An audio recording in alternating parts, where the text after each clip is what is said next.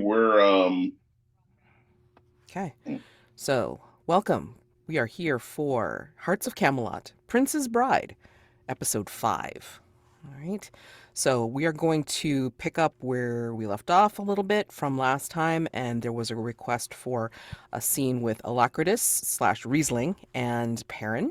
Okay, Mhm. so let's go ahead and do that. Like, just assume that again, Fingers of Dawn was were coming across the sky, and you are all in a making haste. You are all making haste to leave that particular campsite, like try to make it to Spirit Hawk Peak on time and such. Yeah, so um retconning. I'll leave that up to you. It's like I know there was kind of like heated sounding words, like where Mhm. yeah, Perrin had made a blanket statement about the Fae, but we can totally like rewind to No, I before have an that. idea to go sort of sideways at it. Okay, okay. alrighty. So yeah, that's pretty much the scene. Like maybe you Mhm. like Brother Perrin and Alacritus slash Riesling are in the one carriage slash Mhm. wagon, um, or on horseback. Whatever you think. Um, you We'll would say have. wagons. That Okay. works. Yeah. Okay. Yeah, so I feel like the two of us are up front, Hmm. and Perrin is maybe driving it because Alacritus is an old man after all, a wizened Hmm. figure. So he would volunteer. And there's Ezekiel the donkey at the front of the wagon. Yeah, we I'm did. envisioning Yeah. that we're kind of going through a forest road a little bit. Hmm. So it's not completely dark because we're out of the thick forest now, and we're headed towards more open territory and like mountains in the distance eventually with Spirit Hawk Peak. Yeah. So as we're clattering along, Perrin has been surprisingly silent. Because usually he's pretty talkative on these Hmm. journeys. But eventually, just out of the blue, he says something like, you know, Magister Alacritus, I was thinking a lot this morning about transformation and change, both because of, well, I know that people can change. You changed into a great beast the other day, which I'm sure Ezekiel remembers very well. I have changed, it's transformed in my spiritual life. And sometimes we have to put beside things that are childish and and move forward. So I was wondering if it would be all right with you if you could hold on to this for me and continue my work, because it seems to be becoming a distraction for me. And he takes out from his pack his bestiary and kind of hands it over to you. And he'll take it. Hmm. Um, it concerns me that what you said the other day, I should say, that you think that I hold such a low regard for the Fae. It struck me hard. I can't imagine that is something you've been carrying with you, believing that is the way I, Hmm. I feel. Well, as I was alluding to, it has been many years since we studied together, and there are many things that I do not understand and perhaps will never understand. But you and you are wise and powerful, and you have a great understanding of these things. And I'm sure Xena will be a wonderful apprentice. assisting you in these matters. Is there some reason for your sudden change of heart?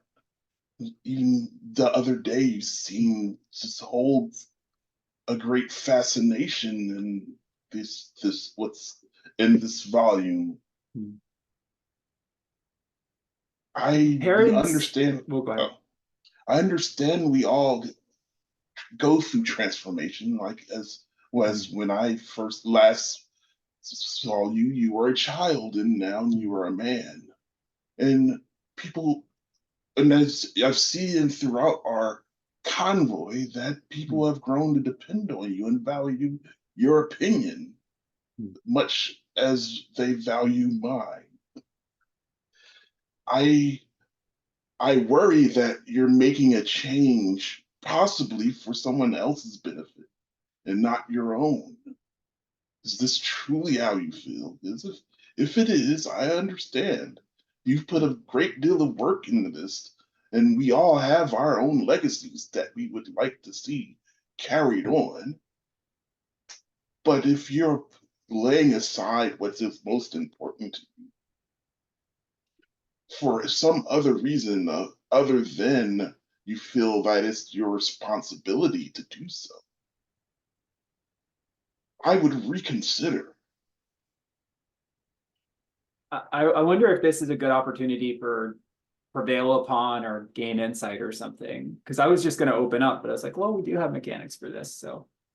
Mm. You Oh, I know, guess, yeah, I guess so. who's prevailing upon whom? And if that's That the would case. be, I think it would be Alacritus prevailing upon Perin Okay. Like, to don't give open up. up your research or your book. Yeah, give them a reason to cooperate and then roll courteous if you're planning on doing it that way. Okay. It feels like This, you're like doing like sagely advice. mm-hmm. Is this conveniently is the skill I'm worst at, which is awesome. I don't know if there's a way I can help. Wait. Just remember you have dilemmas. Oh shit, forgot again.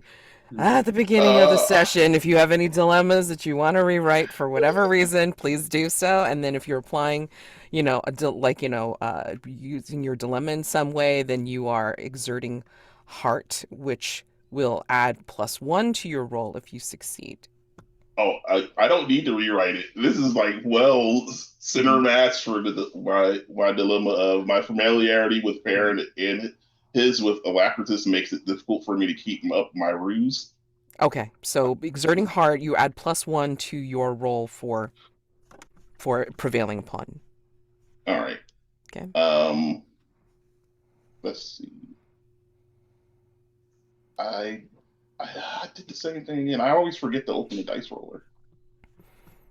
I have an idea if you fail too.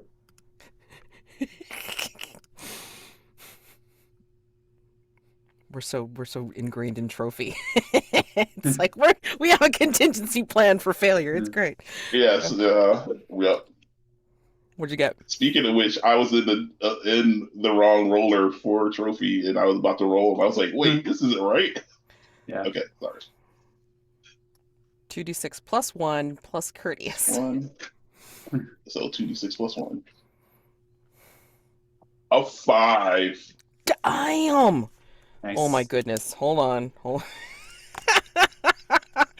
Oh my god. So you get XP. Yeah, you totally get XP in this case. Oh my god. Whoa.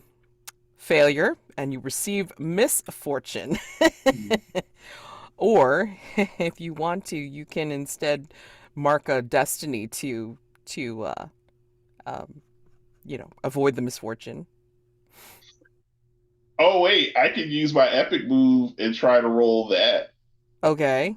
You are unbound by personal weakness and conventional Moor society ties and self doubt. Once per session, you can roll plus destiny to embrace villainy. If you succeed until the end of the next session, you can do the following. Um. Oh wait, no, that is not it. That's wait. I might set you up for it in a second. Oh no, that requires. Never mind. It's specifically for battle that I can avoid misfortune. I can. Oh no, never mind. That's it's specifically for battle. Damn. Yeah, but I might set you up with an endure heartbreak, so maybe you can use Yeah, it. it sounds like it.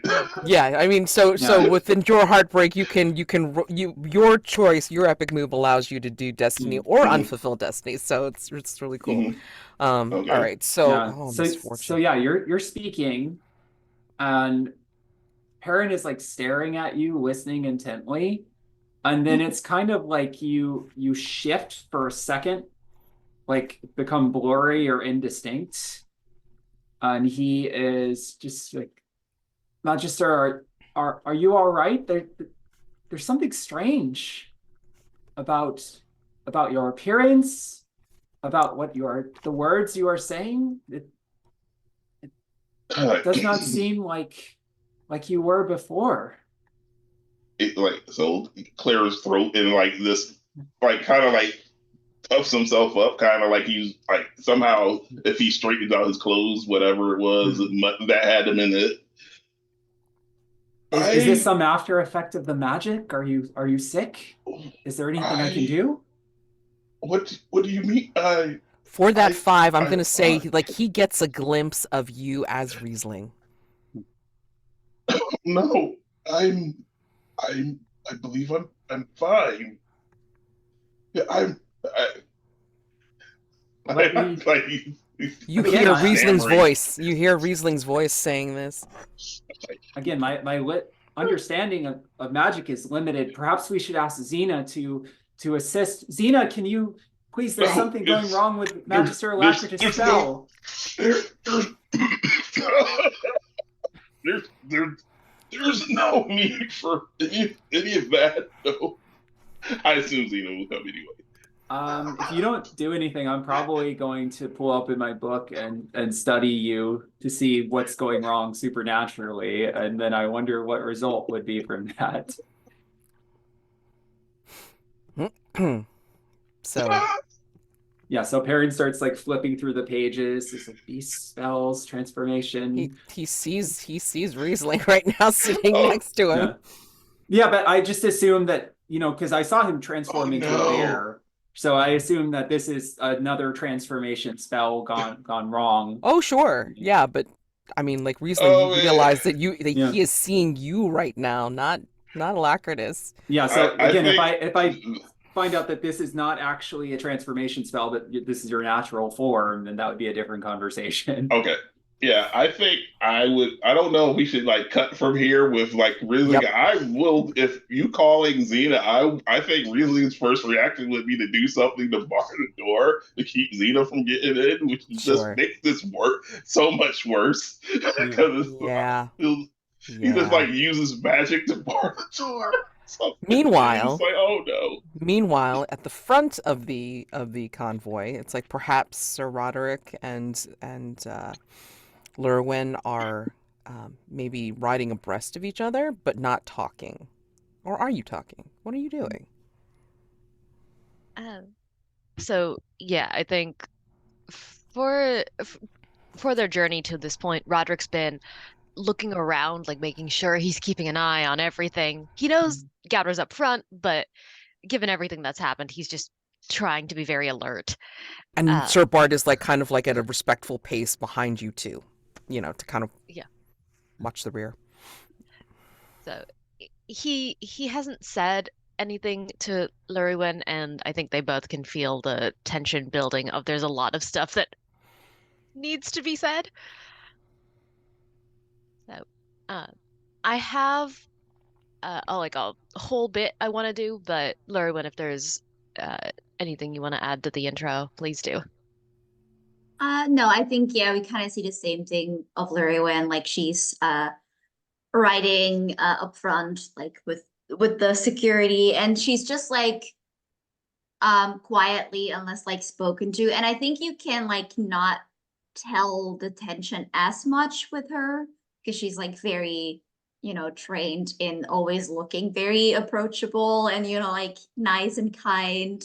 So she's kind of like giving up that vibe, but she hasn't like spoken as much. Or like when we first saw in that trip where she was like pointing things out and being excited, she's just kind of like sitting there and just going forth. Okay. Um, I think Roderick would look at you and like back to the road, and he kind of alternates as he starts to talk. At first, it he's not like speaking to you directly, but you can tell that his words are meant for you. And he says, you know, you're you're quite good at that, looking warm, welcoming. Uh, and he just kind of continues, kind of like glancing out of the corner of his eyes to see how you respond. Um, but he keeps talking and he says, of all of the skills that my mother possesses, warm and welcoming is not one of them. She she might have been when I was very young, but I don't remember it. He kind of takes a deep breath and sighs really hard, and he kind of slumps down in his saddle for a moment and like uses the saddle horn, pushes himself upright, and he says, and this time he's actually looking at you, and he's very quiet about it. Please don't lose that. The throne of Escavalon is hard. It is cold. And from what few rulers I have seen, it tends to make the people who occupy it cold and hard. Do not let it do the same to you. And kind of looks down.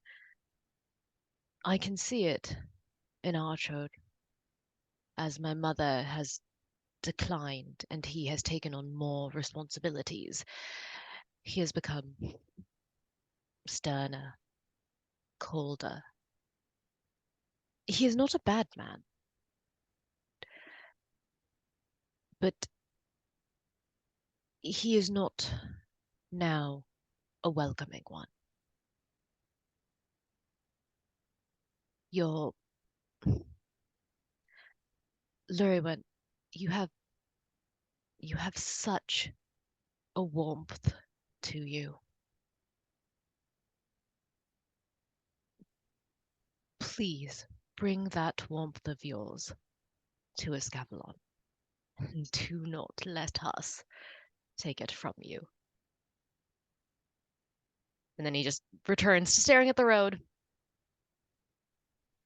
Yeah, I think like in the first little bit, you could see like a small smile, like they kind of smile at you, like try to push back. And you can't tell if it was like because she thought it was sweet or because maybe her thoughts went like a little bit bitter that she's like good at the ruse. But then when you like look at her in that last bit, she does look back and says, "This is the second time people have spoken to me like that about your brother. I think I'm starting to see what I must do. I suppose perhaps that is the reason why they chose me. Maybe they thought I could thaw his heart." You get a genuine laugh from Roderick as he goes,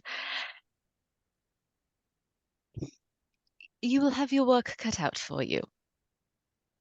Though, if anyone can do it, 'twould be you. Thank you. It wouldn't be his fault if I do lose it. Don't blame him. You can see like the house of cards that Roderick has been building in his head come tumbling down a little bit at that. Uh, and he says, no, no, Archaud is not to blame. Again, another deep breath, and he continues. It's not, perhaps it is just my family. We're not good at warm and welcoming. I've heard the tales. Apparently my mother was not very good at it either. I can't be surprised that Archaud's not. And, well, Perrin's exempt from most of it. Given my track record. No, my family's just not good at warm and welcoming. I know my mother she had opportunities, but she was always first and foremost the queen before she let herself be just a person. And the queen won. She spent her whole life bound by duty. And now I can count on one hand the number of people who truly care for her, not just as a monarch, but as a person. That lack of warmth has lasting repercussions, not just for the kingdom, but for those involved. So, I guess you don't need the advice. You have been well trained for your position, I know. But about Escavalon, it is a cold place, and perhaps we take our duty a little too seriously.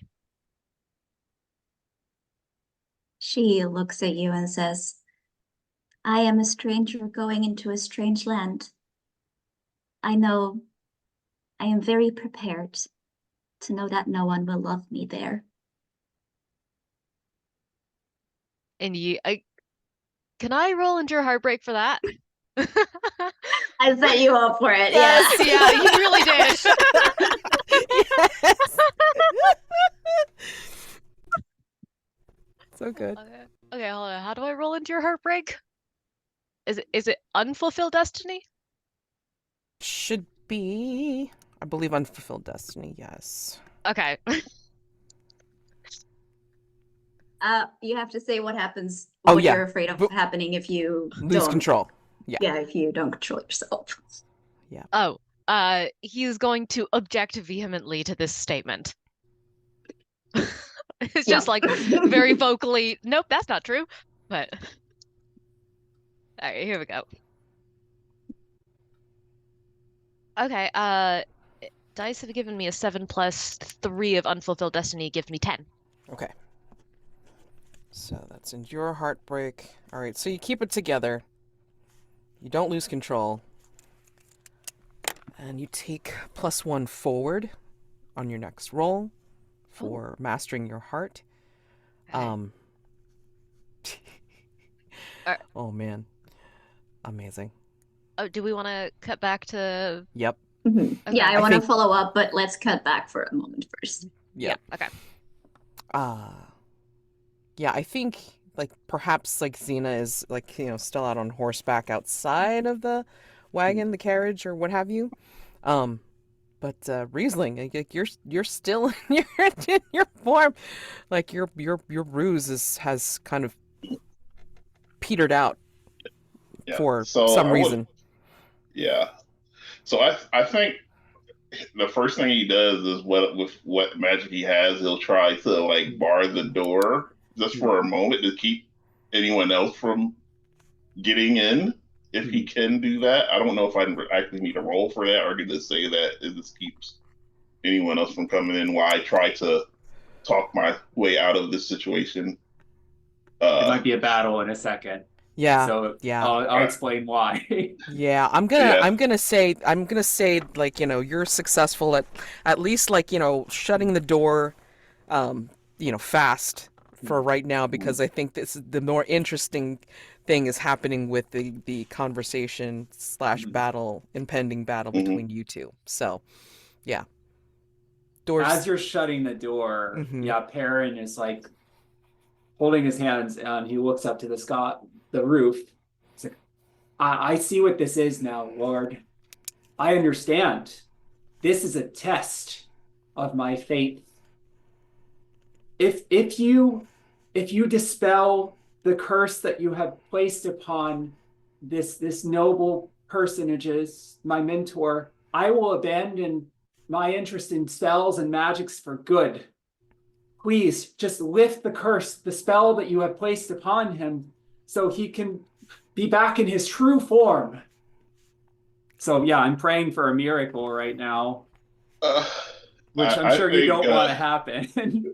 No, and so I feel like he just sputters and like and he just head just drops down to I think this will be endure heartbreak, but I think at first he'd be like his head just it's like trying to drops down and he's just like, oh Perin, all of this calculations and classifying, observing and orchestrating a part in a loaf.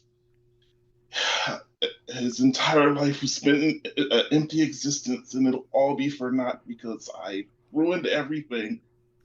And I just like he kind of just has his hand. I am Riesling, not Magister Alacritus. And I think he's like kind of endure heartbreak as he hears the like parent words, and he just like this now he's just mostly saying it to himself than anyone talking to himself more than anyone else as he like sinks in the even smaller into the seat. What are you going to do if you lose control? If you cannot endure heartbreak? I think the worst thing that Riesling would do would be to like shapeshift into a bird and fly away to get out of the situation. Okay. But it's like since Perrin's familiar with the bird, at that point he would know like, who exactly Riesling is. Because I know we talked about possibly he saw him as in his true form when he was a child, but he may not immediately recognize him now. But I think if he turned into a bird and he would just turn into that bird that Perin was more familiar with and flew away. That's what I think would be just to escape the situation altogether by flying away. Okay, so roll with unfulfilled destiny for enduring heartbreak. Okay.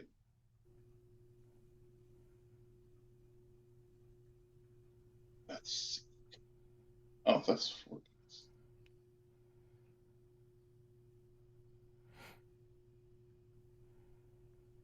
A 9. So that misfortune comes with that. Yep. Unless you spend a point of destiny to to avoid the misfortune. No. Do I need to endure a heartbreak too? Yes. I mean, like, okay. So, here's my question to Perin, because I mean, does he believe Riesling? Well, I'm wondering if I even heard you if you muttered it, and I'm praying so loudly, and also it might just be the devil talking or whatever. So I don't know. That's the question. Yeah, I mean, I feel like if I succeed, then I do believe you, and we have a conversation about it. And if I fail, I go through with the miracle prayer, and then we see what happens. Right. Okay. Distressed by social conflict, moral dilemma, divided loyalties, or other emotional, spiritual turmoil. Yeah. What are you gonna do if you lose control? Oh, well, I was saying I would go through with the the prayer, but I got an 11, so I didn't. Okay. All right, so you're fine. So I guess I do hear you then. And I look over and I stop and I was like,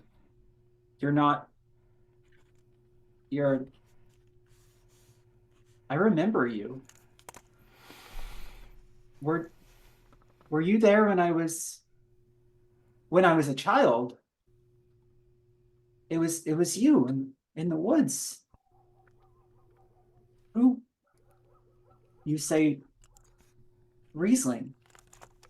Yes, I remember now when we played together and you taught me things as well. This is a strange and wonderful thing.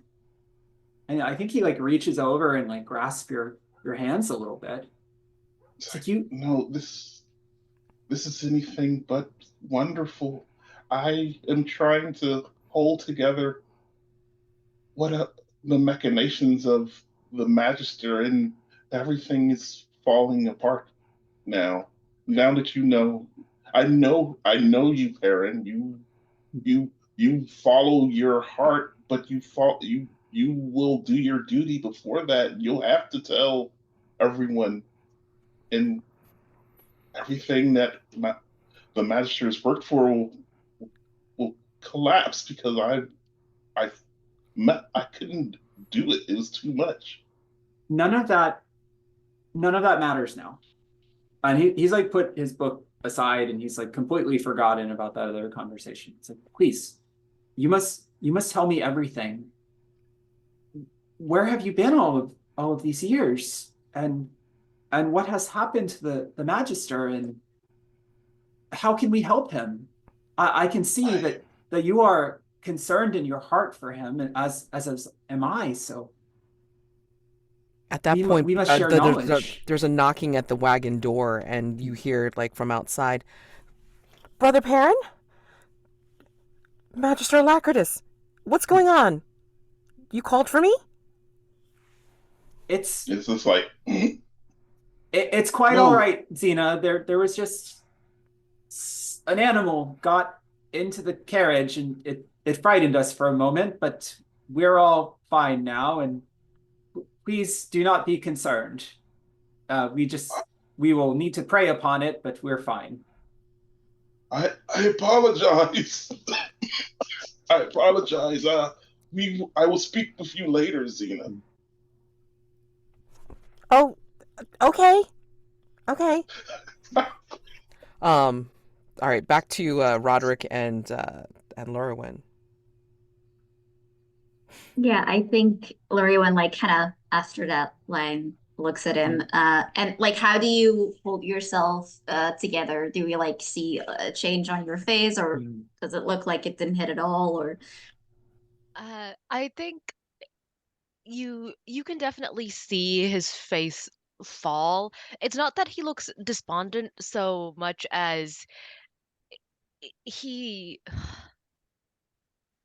looks a little bit dejected, especially after everything that's happened, because you can tell on his face, and he's pretty easy to read. He's not a very good actor. So you can see like like you have made this claim for yourself, but it needn't be true. Like, there is love to be found here only you would if only you would say it. And like he can't vocalize that thought between everything that's happening. He can't say it, but you can kind of see it on his face. It's like, and what he does say is,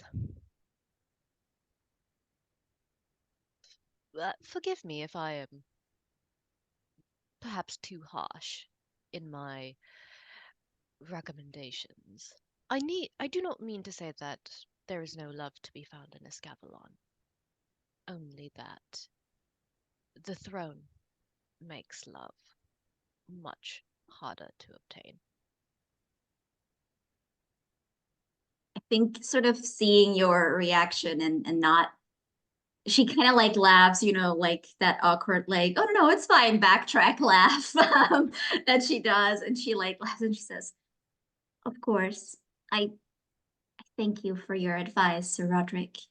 And well, between you and me, I don't think you're entirely right either. I think there's much warmth to be found in Escavalon and in its royal family. You see him blush. Hmm. And that not a good actor comes back to bite him. He gets the awkward clearing of the throat and goes, yes, of course. Archaud will be a very lucky man. Yes, yes, I I will do my best to make him so. Tight smile, like the can't say it, just trying to escape his mouth. Should I endure heartbreak here? Because like that's probably not the reaction she wanted to Right. be like immediately like, yeah, Archaud, right? Oh man, yeah. You guys are just like breaking hearts all over the damn place. We Sure. are. What are you gonna do if you lose control? I guess sort of the same as Roderick. I think I might like let something slip. Like obviously I'm not gonna like full out confess here, but I think she's afraid of like letting something slip. I was like, that's not who I was talking about. Like just a little bit that's not just, like, oh, she's being polite. Like a little bit that's just too hard to really reason away like that. Mhm. It's like, say it. No, I'm kidding. Yeah. Or maybe, like there's just like a look or something and it's just going to be like, oh, huh, I see. Okay. I have Unfulfilled never destiny. been rooting for Snake Eyes so hard. Yeah. Me too. Come on, guys, you can do this. Go on, dice roller. Do your job. But alas, Aw. it's a Aw. 9 on the dice. Oh, okay. +5, so whatever. Oh dear. Better start spending those Also- destinies. That's why I was like, I I'm about to spend a should, destiny point, man. Hell yeah, I was let's do considering it. spending one before.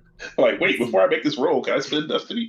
Oh yeah, no, absolutely. Make it Can I worse. also, either to follow up or a little bit later in the scene, but I think that Roderick had some virtues marked, so could I maybe do a heal and comfort? Absolutely. Because I think like us like talking, Mhm. like just in this way, and like Llurywenn sort of again going like, no, they're, like you're a nice person, there's warmth to be found. I think is sort of comforting him and like I'm not always just going to treat you like a queen would, like she's kind of trying to make up in that way.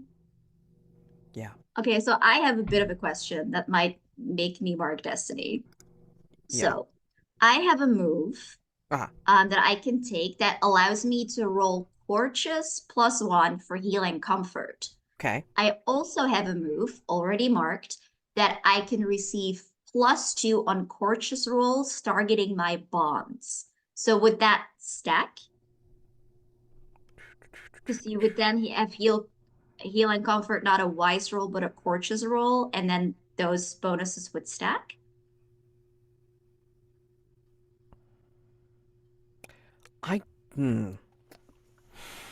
Nice, adore you. +2 on courteous rolls, targeting bonds in your dilemma. Okay.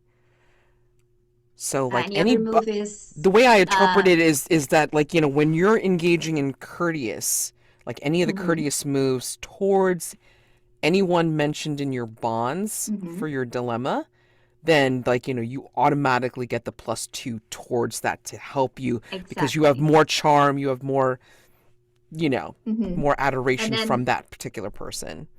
The move Bliant of Castle Blanc would then like make heal and comfort a Courteous roll. So that's Yes. why I'm like, because it changes it to Courteous. Then to me, the logic would be that I can use Queen Guinevere for heal and comfort I will if it's allow it to somebody stack. of my bond. Yeah, I will allow it to stack because I mean, like that just Okay. makes sense. You are utilizing your liege, liegeness to utmost effort. Exactly. Sure. Then I will mark a destiny and I'll quickly take that move. So we're gonna just stack on stack on stacks. So that's Courteous, which was already a 2. We're adding 2 because it's Roderick, and we're adding 1. So that's 2d6 +5 -1 because it's marked. So 2d6 +4. Let's go. Okay. Now, I'm just gonna say here, if you're gonna stack like all that stuff for healing and comfort, it better be more than words that like you're. Okay, fine. I'll make You know out what with I'm him. It's good. Wow, I'm man. just Wow, saying. man. I mean, some kind of like physical touch something. I mean, I'm just I'm saying. just that charming. That you I'm just Both one of you, smile man. of Like, no, but Llurywenn, correct. and he's completely saved. Also, yeah, that was a 12 in the end. Okay. So Roderick had been befuddled, like he had marked his wise from previous, Yeah. but given everything that Llurywen's done, I feel like the heal and comfort worked, but he's still befuddled. I mean, that's fair, yeah. That's very fair. I Now mean, like, it's he's a getting very some different signals. kind of befuddled. Like, He's Yeah. getting some serious befuddlement. I mean, gee. Some steam probably came out like. Yeah. It's He's very, thinking, oh no. it's very much her mouth says this, but everything else is saying something quite different. Oh God. Oh my gosh. I mean, maybe, like, the horses move together, like, closer. Who the hell knows? Damn.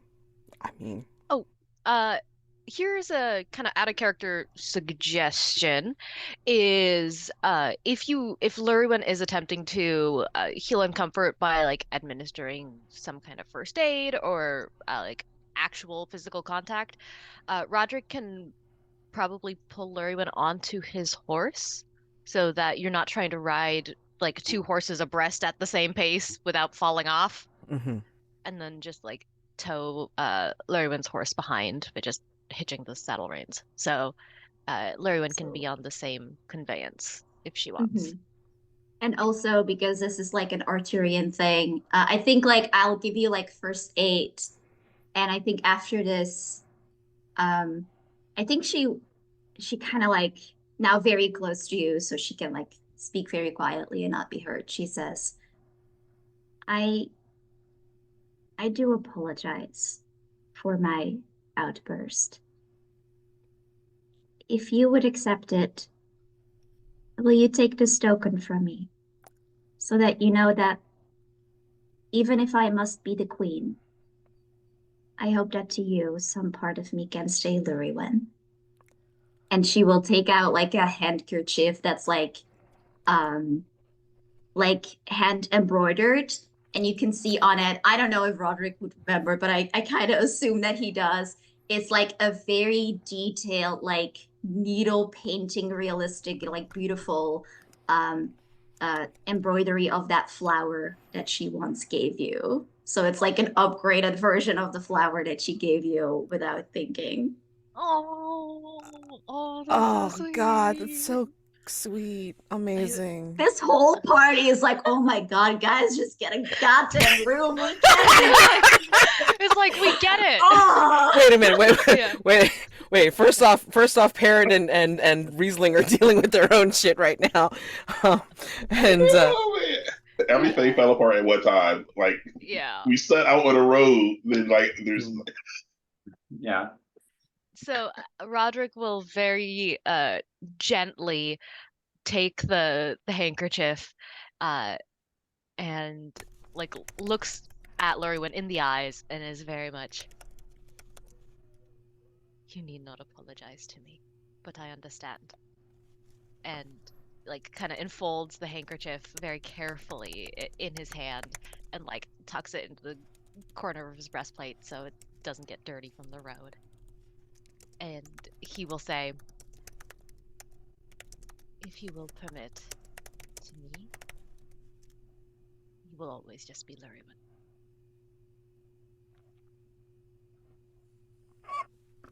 Nods and smiles, and then we can cut back to the Yeah. others. Yeah, As we Yeah. have like they should be kissing, but everybody's looking, so they won't. Kind of beat. I mean, like Bart's just kind of like riding. It's like just, and then like maybe slowly looks to you two, and like seeing that Llurywen's on like on your horse now, Roderick, and then just kind of like gets this weird expression on his face, like he doesn't know how to feel about this. It's like, wish I had words to articulate. Okay.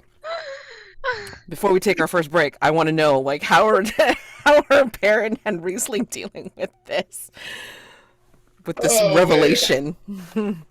I think I turn over and I was like, start leaning in and whispering, and say, that was quite close.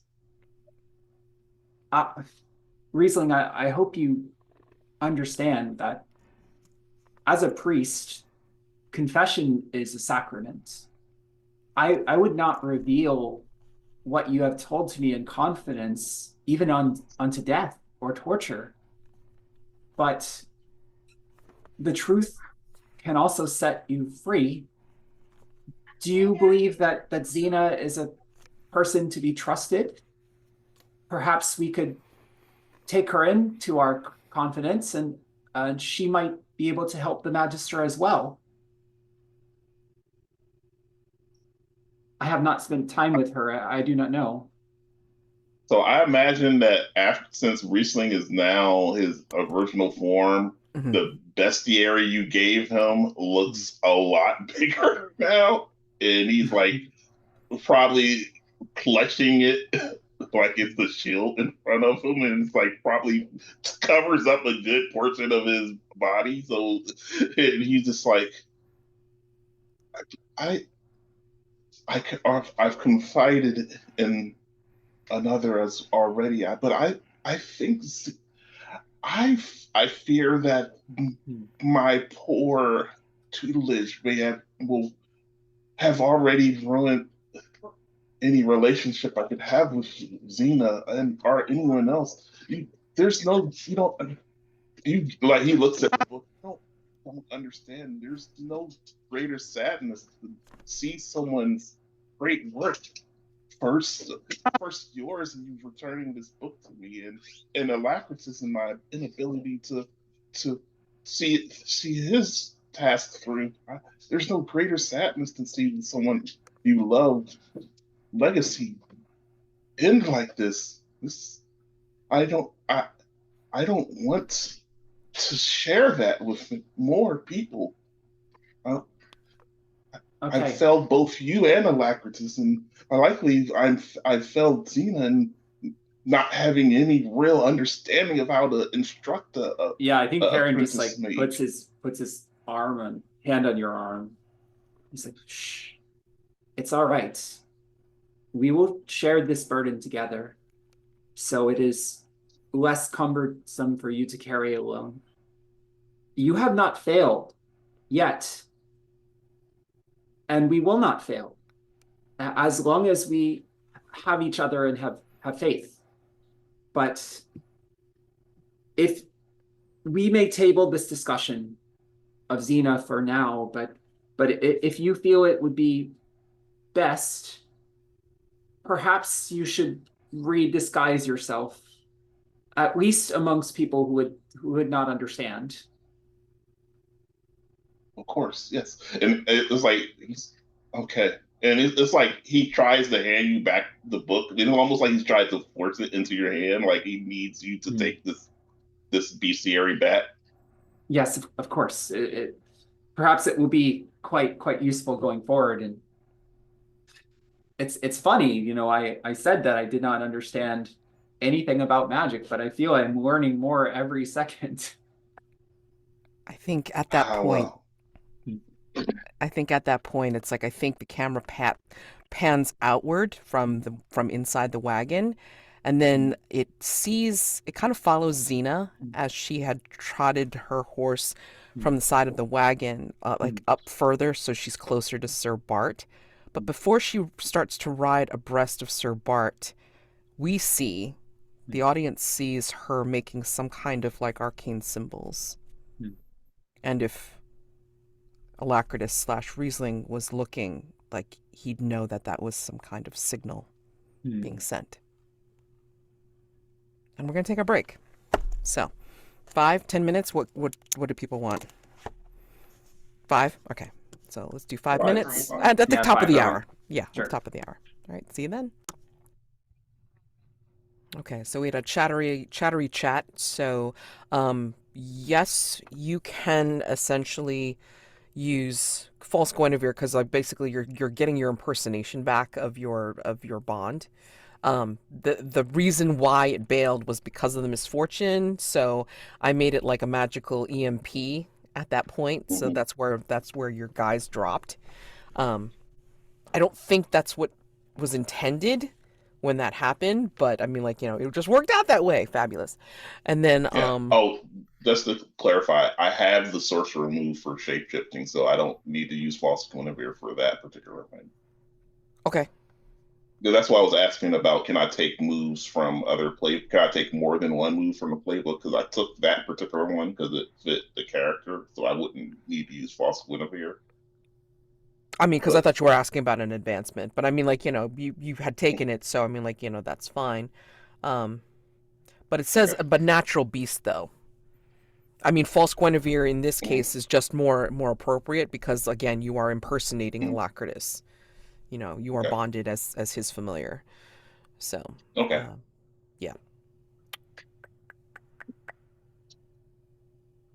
Make any non-epic move from that playbook, after which you receive -1 forward.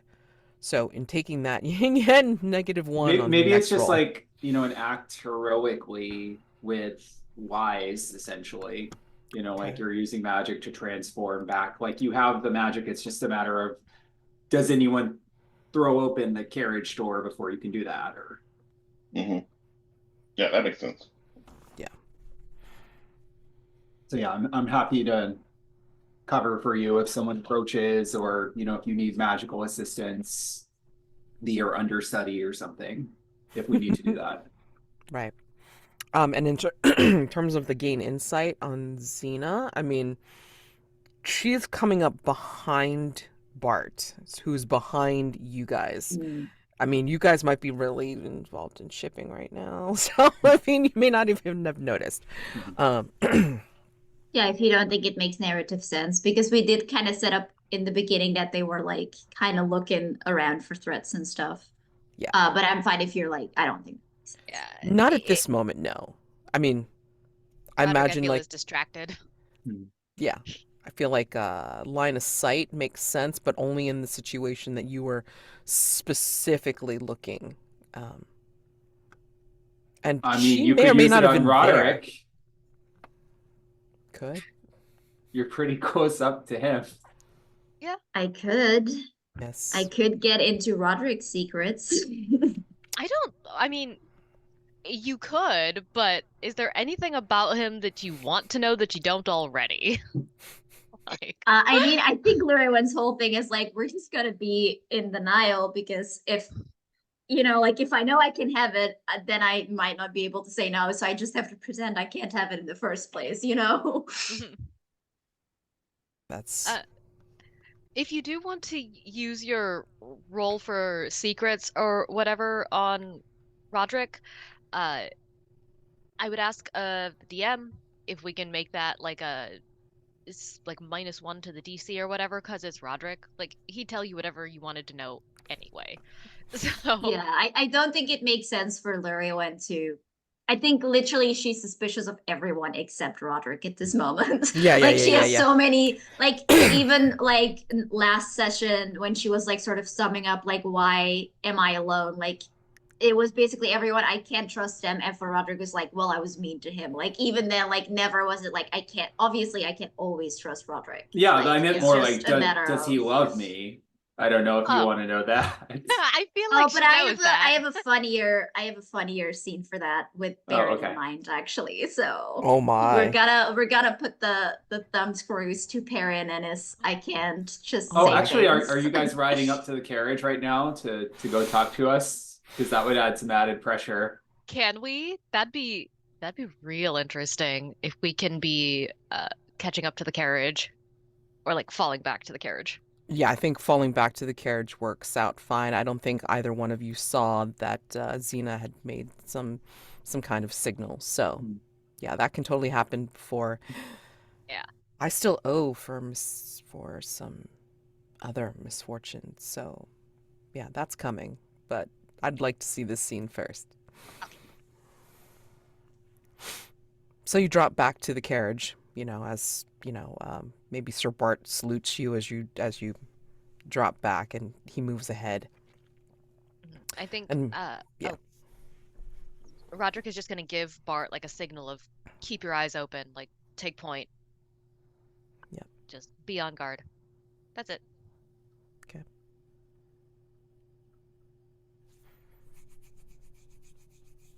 Who knocks at the wagon?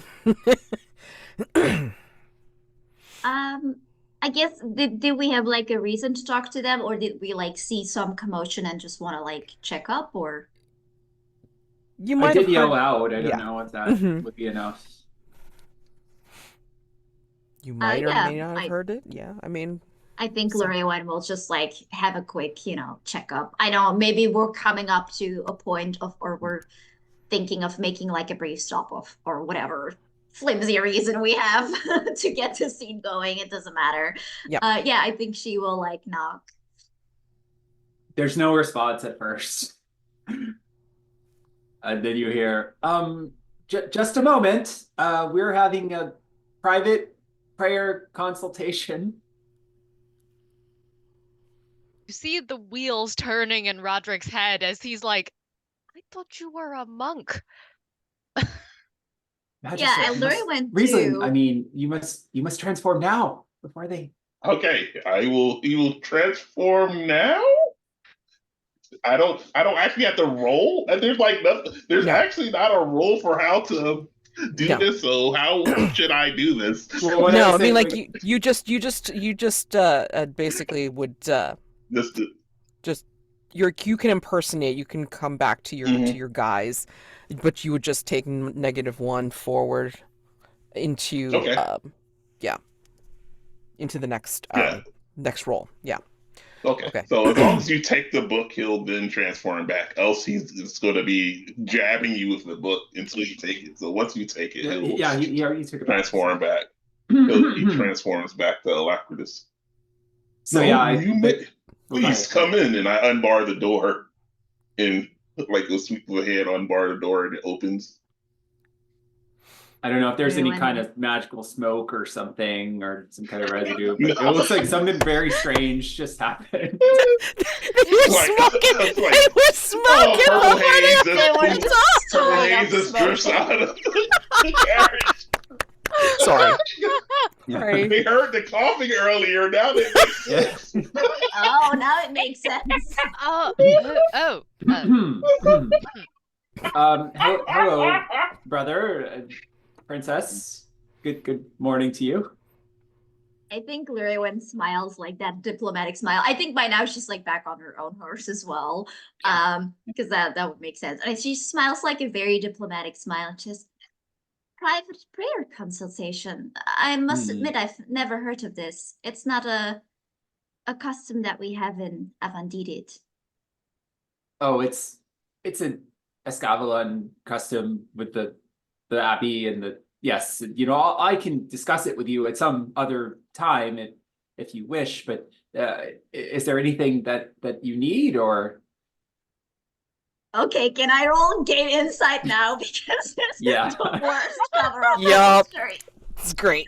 It's great. And I was already, especially like given that Llurywenn was already suspicious of. I'm gonna both try of to them, hinder but you. Oh Let me see how man. that works. Wait, My wait, roll was wait, wait. Cordius. Oh, And yeah. if I succeed, you get a -1 to your roll. Oh shit. Okay. Yeah. Okay. Please That should do be great. it. My courteous is not that great, actually. It is only +0, so we'll see. Okay. Can you help someone in this situation? Because I feel like we're both here I got a fabricating 5, this so it doesn't lie matter. right now. Oh, okay. Wait. You got a 5 in trying to hinder Yes. Llurywenn? So he has no chill as usual. Oh no, I think maybe Brother Perin gives you. What do you see, Llurywenn, in Brother Perin that even makes it so much easier to read him? Yeah, I think it's just I have talked with Brother Perin before, and like before all this, it was like that very, stoic, like I literally saw you bury people and be like, oh well, that's as God intended, like, and now I open a carriage and you can barely get like a sentence out. You're like He's clearly sweating. freaked There's probably out. like a bead of sweat coming down his You're forehead. sweating. You're like in there with Alacritus, who's also, I imagine, like kind of still has that frantic, like, oh, it worked right energy. Yeah. So yeah, it's just like wildly out of character from what I've seen. And I think also Roderick, Noctua kind of established that Roderick too is like, this is what? Huh? So I could just see everyone react like very weird to this information. What's the virtue that you feel you've marked in this case? I mean, I Perin? rolled courteous. I'm probably ashamed. You know, Yeah. like I'm straight up lying to you Yeah. and being evasive Yeah. and everything. So. Absolutely. Okay. So I will mark my what's it? I Dilemma? will exert hard is what it's called. Because I can't trust Alacritus and Brother Perin seems close. So like that whole dilemma I think kind of makes sense here. Like me trying to gauge like, oh, is he in on it? Is that what it is? So I'll mark that for a +1. I get a +1 because of my move. And I have 2 wise. So let's let's do this. That is a 12. yep. It's high. All right. So what's the question you want to know, I guess? Mhm. What is the question I want to know? Are there like specific questions? No, I can ask whatever I want. Mhm. It's specifically about secrets is why I got to +1. So I guess I think like what are you hiding is maybe a little bit too broad. So I guess Llurywenn. They're definitely hiding something, but it seems to not involve the two of you. It seems to involve, like, he keeps looking over to Alacritus. Yep. So it's not like we're plotting against you, but it's like we're definitely discussing something that is a secret between the two of us, if that makes sense. And I can like, I think from this definitely tell that it again, like somehow points to Alacritus, even if I don't know what. I think just for like cinematic reasons, and like Llurywenn doesn't need to see this or like connect it, but I think it would be really funny if like the bestiary is like open on a page about like changelings or like something like that. Probably because we had been flipping through it and put it to the side. That makes sense. So that's what you it fell on the page where Perin had made the boyish attempt at drawing his friend. Whoops. Yeah. And there's maybe like a question mark, like Boggarts? Question mark? They changeling? Sorry. Sexy goblin? Question mark? Yeah. Well, he was trying to think of what to call it essentially, but yeah. Sorry, I had to. Okay. So mechanically take +1 when you act on this information. Sorry. So if you want to act on the information at any point, +1. All right. I do at some point, but I think like not right here, not like in the middle of all of these people, but yeah. Okay. I know my next dilemma now. It's going to be about keeping it a secret. So thank you for setting that up. Now, I think as he sees you looking towards the book, he coughs and he kind of like shuts the cover real quick. Again, is there something that we may help you with or something amiss? I think Roderick might interrupt here if that's okay. Sure. And he's just, we heard you calling out for Xena. Is everything all right? Where did she go? And he just turns over to Alacritus, like, help me out here. Yes, it's fine. I was just having a choking hazard, but it's fine now. If a great match, such as myself, would die to choking, it'd been humiliating, but that's not the case. Do not worry, everything is okay. Did you have a question? Did you have a question for us, my lady?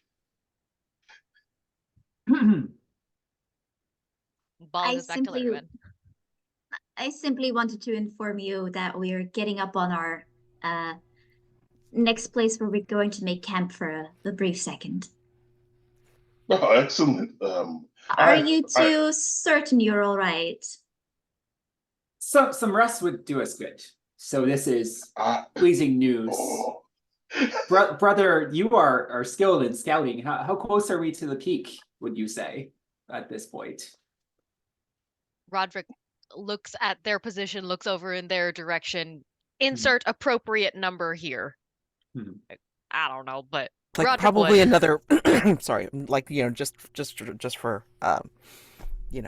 time's sake, it's like, like say like at least another day's, like, day or two's ride, depending on how fast you decide to do this. A day well, that is very good that we should reach our destination so soon, and perhaps we will find what we need to find there for all of us. But by which I mean wedded bliss and peace and all of those good things. You hear a cry of a bird, which sounds a little bit in distress, and you see what looks like Lily circling, but she refuses to touch down. Oh, that's not good. Well, I should probably look into this, and have me shapeshift into her and leaves the situation immediately. Yeah, Roderick's yelling 2 arms and like pulls his sword, gets Bart like, move it now. Saved by Princess. the bird. Princess, if we are under attack again, should you you may barricade yourselves in here with me if you wish. You can see that like a very conflicted look comes over her face, especially as like Roderick rides off and says, right, that is probably for the best. Roderick's just calling over his shoulder, Perin, if anything happens to her, I will skewer you. By my life and faith, she will come to no harm. Make sure that the same can be said for you, brother. Rides off into danger. Oh my god. I think sorry. To make this exciting before Noctua has to leave, I think basically what you see upon the horizon, it's like full daylight now. I mean, and you're coming out of the forest, which is why you ended up hearing, Lily cry out, and you don't see any sign of Gouter. You see in the horizon, you see what looks like a line of men, like soldiers, and they have some sort of banner, but you can't quite tell what the banner is. It's like it's nothing that you particularly recognize. Neither you, Llurywenn, if you happen to look outside of the sliding panel window. And they just kind of like have a line as if they're blocking your way further down. Does Alacritus know the banner, or is this true for everybody? We just don't know it. I mean, Alacritus is, shoved off into the sky, yeah? As a bird? Ah, okay, so... I mean, Alacritus probably knows, but Riesling probably doesn't know crap. I mean, Riesling might know. I mean, he's been around a long time, and he associates with Alacritus and has to listen to a monologue all the freaking time, probably. He probably picked up a lot of the stuff he's talked about. The banner does not fly. The air is still. But you get this sense of familiarity when you look at this banner that's like, like not flying. Some of the symbols look familiar. Some of the symbols of the order. Oh, but not quite the order. Yep. Not quite the order. Like it has a lot of the familiar symbols of the order of Starlight and such. But I mean it's not them. So that's weird. That's one. So it has astrological symbols that are familiar with the majestic order of Starlight. Yeah, got you. Yeah. I think after I circle around, I would fly back and land in front of Roderick, turning back into Alacritus and saying, "Seems to be someone flying a flag similar to my order. I presume that suggests that it's a army to a wizard, or potentially in service to a wizard." Why would your order send an army of wizards here? It is not my order. It is someone who shares many of the symbols that represent sorcery. Do you think they would be amenable to negotiation? I don't rate our chances against an army of wizards. Well, I don't believe it's an army of wizards. It's an army that serves them. I didn't stay in there long enough because I didn't want to reveal my positions if is anyone with magic amongst them. But I I see. believe it's men men and mundane swords that we are dealing with. If there is anyone wielding magic, I will deal with it myself. Have you seen Xena? I will need her assistance. Looks around both for Xena and for other potential sources of like threat. Roderick did ask before where Xena went, so it's nope. Okay, haven't seen Xena. Says that much to Riesling. I haven't seen her. Part of the reason we came back was to look for her. Anyway, all right, come with me.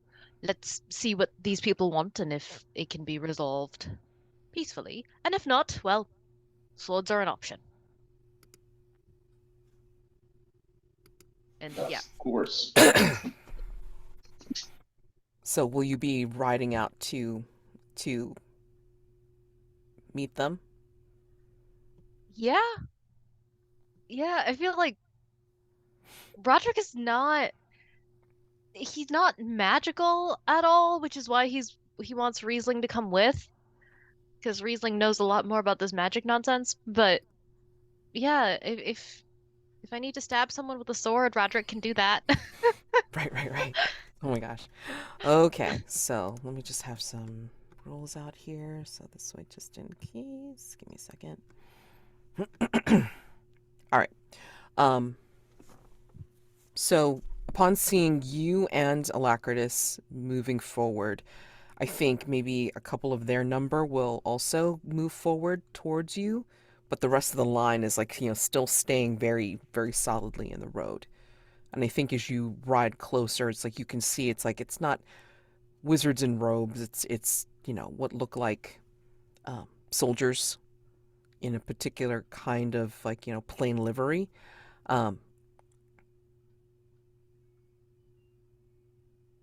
Yeah, I mean you can't quite tell much more than that at this point, because there are two people that are riding up.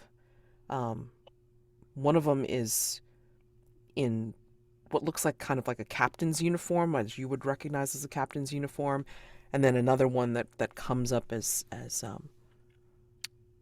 hooded, like a hood drawn like very much over their features, um, and you can't quite see anything of them because they also have gloved hands and also wearing leather armor of a soldier and such.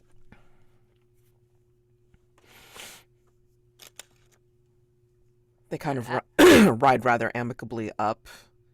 There's a smile on the face of the one.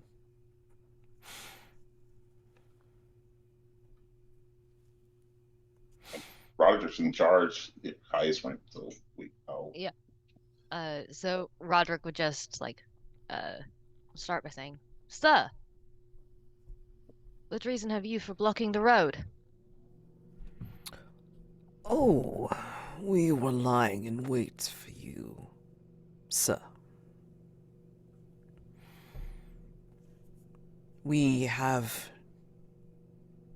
information that you have a valuable personage in your party, and we are in the market to prevent the personage from reaching their destination in a timely manner. With utmost earnestness, Roderick asks, "Why?"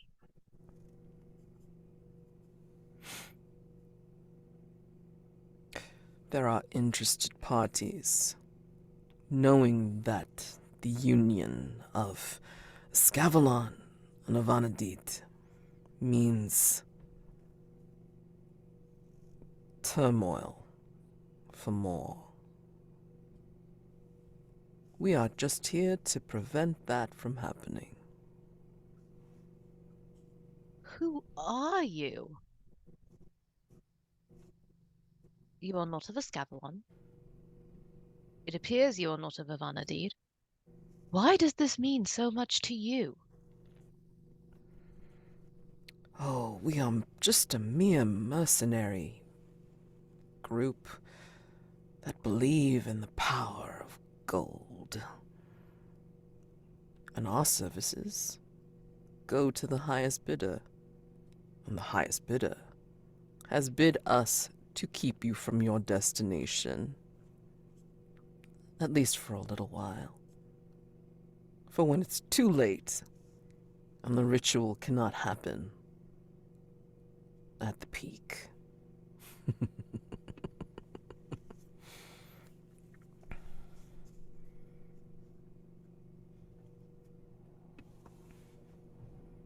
And is Roderick talking to the captain or the hooded figure?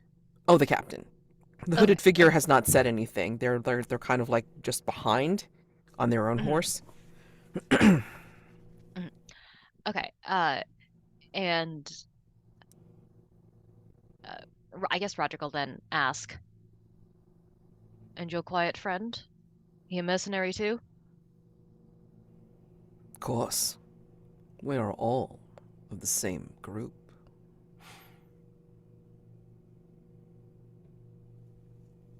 How much were you paid? Far too much for Escavalon to be able to afford it. Okay, from what Roderick knows of Escavalon and the neighboring countries, can I make a guess at who hired these people? Oh, Like, sure.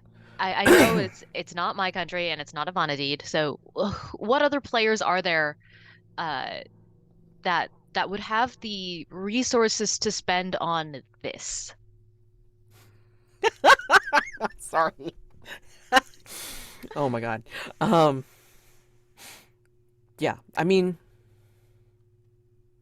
you for just, you being involved as your mother's champion probably would just know that there are bigger lands that can call themselves empires that may be involved in this, but you're not sure. I mean, you haven't heard a peep from them for years. So you Okay, thought everything was fine, you know? okay, okay. So it You weren't is, involved in the political aspect of it like your brother was. yes. Roderick was definitely more of a hit it with the sword kind of guy. Yeah, yeah. Okay. Uh, I think at this point Roderick looks to Riesling, and just like arches an eyebrow and asks, "Shall we turn around and go back then? It seems these gentlemen are very insistent upon barring our way." You can kind of tell from his tone, like he's not actually suggesting that y'all turn around, but just go far enough back and bear word to the rest of the party, uh, that like this is happening. Okay.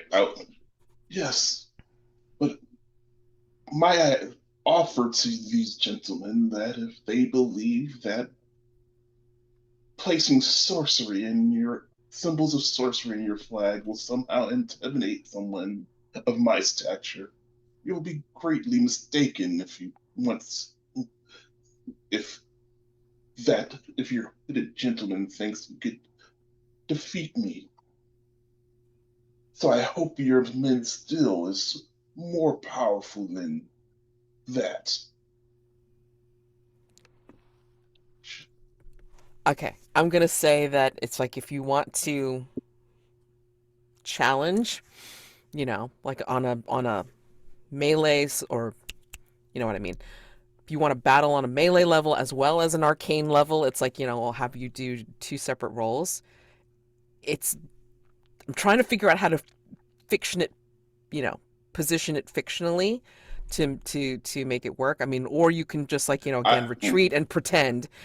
I'm just making about a veiled threat right now, but I think if we actually do it, I think I would be helping whoever's doing the battle roll ultimately with it, enhancing it with magic. Yeah, So I that's I what I think. want to roll the melee battle roll, but I think Roderick is enough of a strategist to realize he's not going to take out an army of 20 men just by himself. Right. So, if this is like a mechanical single combat one-on-one, he'd totally do it. Mhm. But you But yeah. can, with battle, you can engage an opponent or a group of opponents in a high stakes contest of power, speed, intelligence, or influence. Yeah, I mean, you can go full Lancelot and take all these guys on. Yeah, It's if you so definitely choose. doable. Oh, Yeah. I didn't realize that was a thing. Okay. Yeah. Uh, And then, like, your champion move could definitely, help you with this as well. yes. Llurywenn just gave me her handkerchief. Nothing can stop me now. Oh, yeah. Yeah, these For guys sure. aren't knights, they're a bunch of chumps. Yeah. Well, maybe. We'll see. We'll see. Okay. So, what I would like to happen is once we get to the point it's like, okay, we can't talk our way out of it, is to have like Roderick will definitely roll battle to engage specifically the captain, but he wants to see if like Sir Bart realizes stuff is happening and would assist. Like, You're still within sight. Like, like okay, the rest of the party is like just enough behind that they're not, in the field looking, but they can see you. They can okay, see you both. yeah, So okay. they can get spurred to action if need be, So, Yeah, so Roderick will definitely roll to battle. okay. Uh, You immediately learn their level. They are a higher level NPC okay.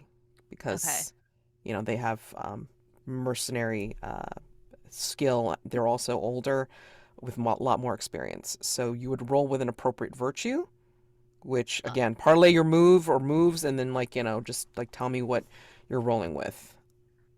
Probably vigorous if Okay. it's a sword fight. Yep. Uh, yeah. The good news is you probably don't take misfortune because their social class seems to be fighters as well. Yeah. Yeah. I think my epic move also gets involved here. Okay. Let's see. Once Yeah, if you professional, battle a higher level opponent, treat them as equal. yeah, Yep. So you're fine. you can roll plus destiny, while actively loving your bond and making a move on behalf of them, like defending them in battle, wearing their favor, etc. Okay. Yeah. So, okay. Utilize everything. Yes.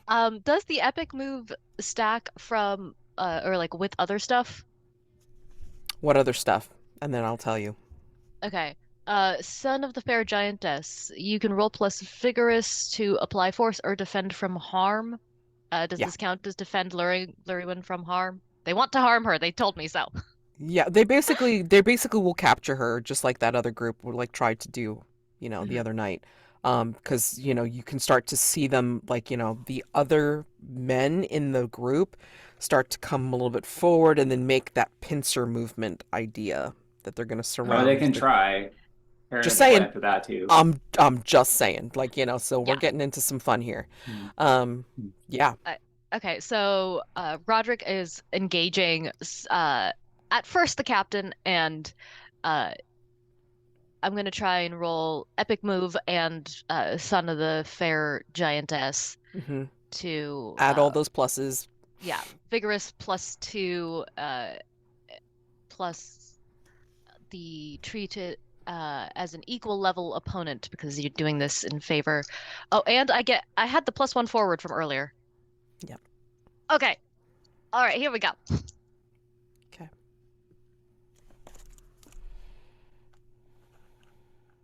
Ooh. Oh, nice. Okay, double fives. +2 +1 forward, +1. So 14. Nice. On a battle. Okay. So you would choose one of those things for the battle move. Where's the Higher battle level move? NPC. Okay, and then I will give you. Let's see.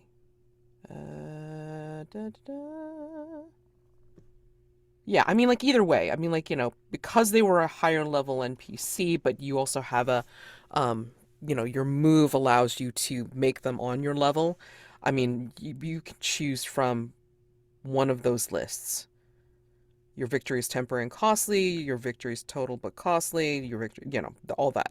So just go ahead because of your role being so good. I mean, like, again, I'll let you pick from either list. Okay. Because of the epic move, I'm treating this as an equal level NPC. Good. And I'd like to say, let's see.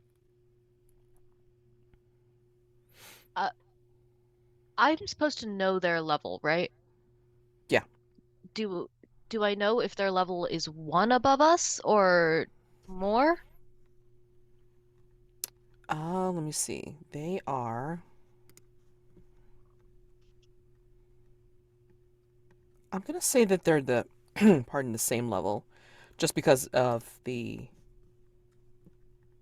Actually, you know what? Like, no, they're one level above because it's like they're fighting in numbers, and they're Okay. experienced. So yeah, they're one level above you. Okay. Um.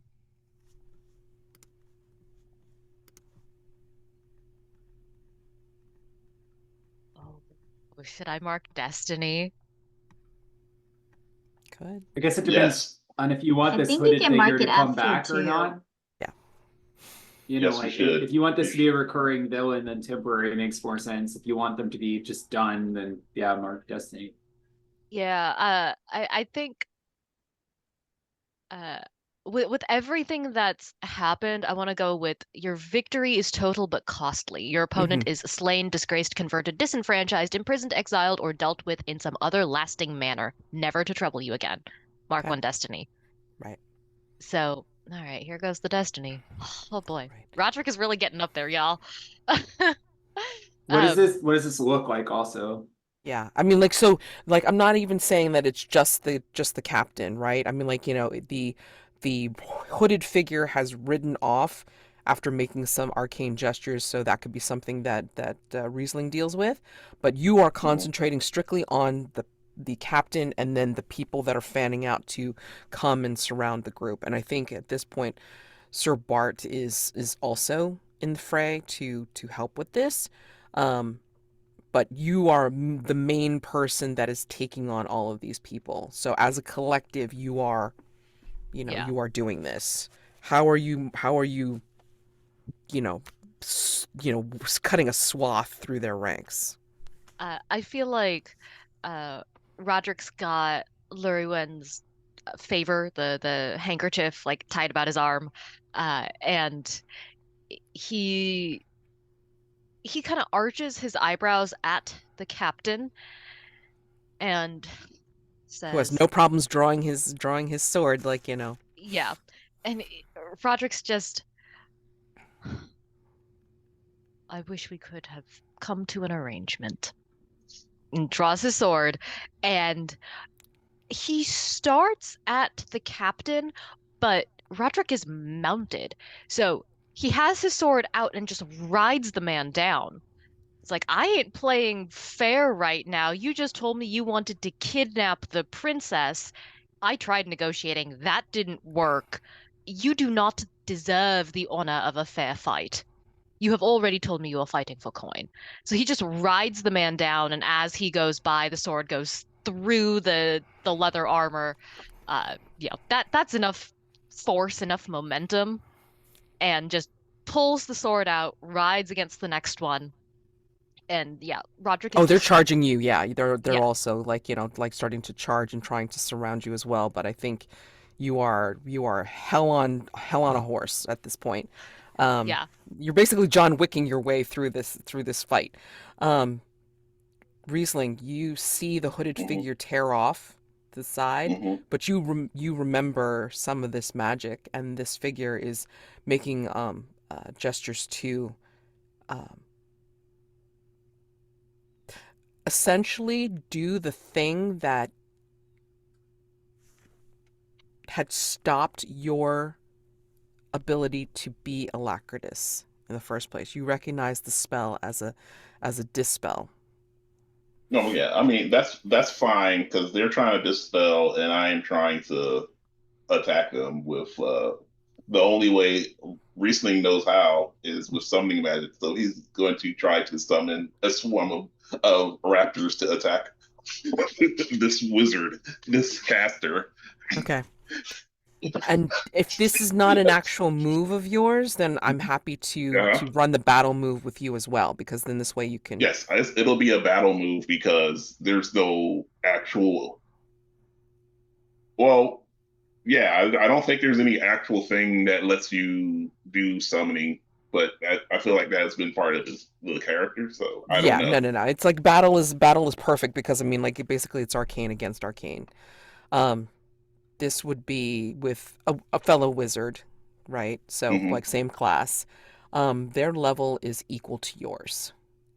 Okay, and You I would as like you to as I'm mark gonna say you Destiny as too. Riesling. Okay, Hmm. right. Yes, Wizard fight. So right. you Yes, pick a virtue.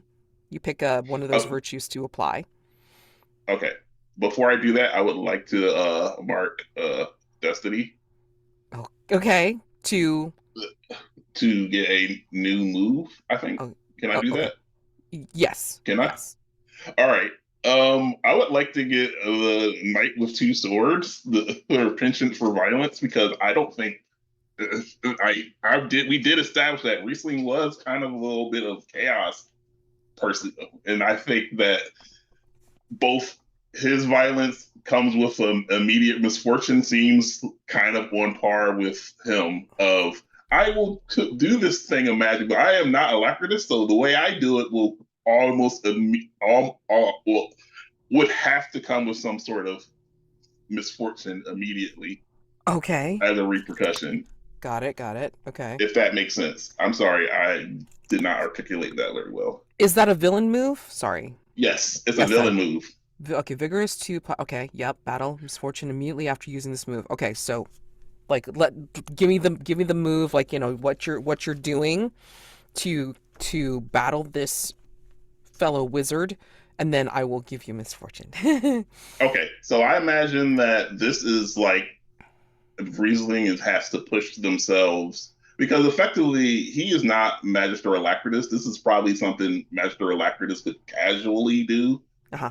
but for him, he has to draw on a lot of power in order to do this sort of thing where he is summoning instead of trying to summon something like a spirit hawk like Magister would summon, he's summoning us like a swarm of birds Okay. to buffet this wizard. And so this is quite like he's having to draw on his own vitality to empower this and direct it at this wizard. I like it. Okay. So roll with the appropriate virtue, and then let's see Okay, what you get. so it says vigorous +2. I'm imagining this because he's like drawing from his life force to actually try to perform this summoning of these It's exacting birds. a price, absolutely. So Right. yes. Yeah. All right, so vigorous, and I will mark. Oh, I already marked destiny. All right, so vigorous. So that'll be my vigorous is 1. I get a +2, and let's see what happens. Battle. Hopefully, I got my bad roll out the way. And I have -1 for the -1 forward. So Yeah. that puts me at +2. Okay. And let's see. 12. Ooh, Okay. with the -1. All right. So pick one. Pick one of those choices under equal level NPC. On a success, you prove their match. Choose one. Okay. I'm sorry. I have to. It's under rules. This is battle. Yeah. Battle. Line 33. Under rules. All right. Equal level your NPC. victory is Mm-hmm. your victory is total but costly. Your opponent is slain, disgraced, converted, disenfranchised, imprisoned, exilable. Victory is temporary, but you won. I think the battles take +1/4. I think the victory is total, but costly. Okay. If that cost can be to Riesling himself, if that's possibly. Oh yeah. Well, you're marking 1 destiny, so definitely for sure. Yeah. I want you to tell me what that looks like, but tell me how you are taking care of this opponent. Okay, so what I imagine is I don't think they're slain, but I think possibly in using this power, what the hood it knocks their hood back and revealing who they are. So they're defeated, but more importantly, it's going to reveal who you are, and it's going to disgrace them. So, because I don't want them slain, I would just want to have defeated them and maybe reveal who they are behind that hood to everyone. If that works.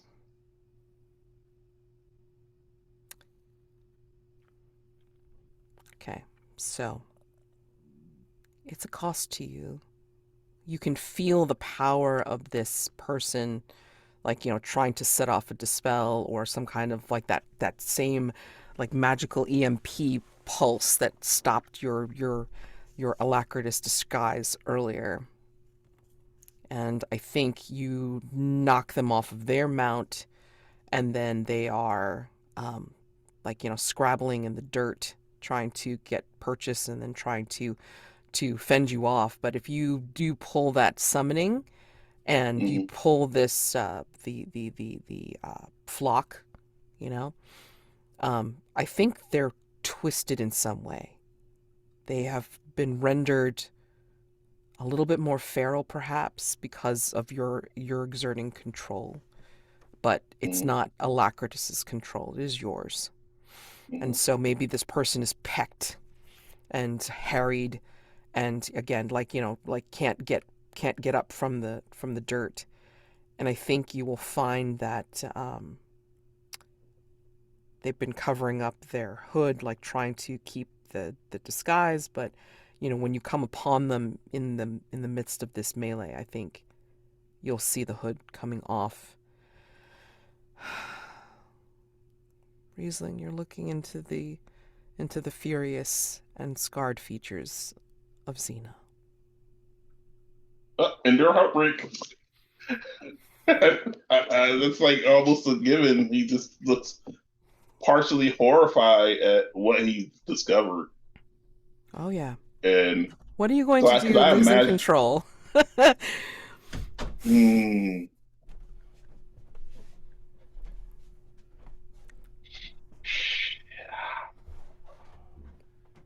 Give some comfort, Maki. This is a hell of a scene.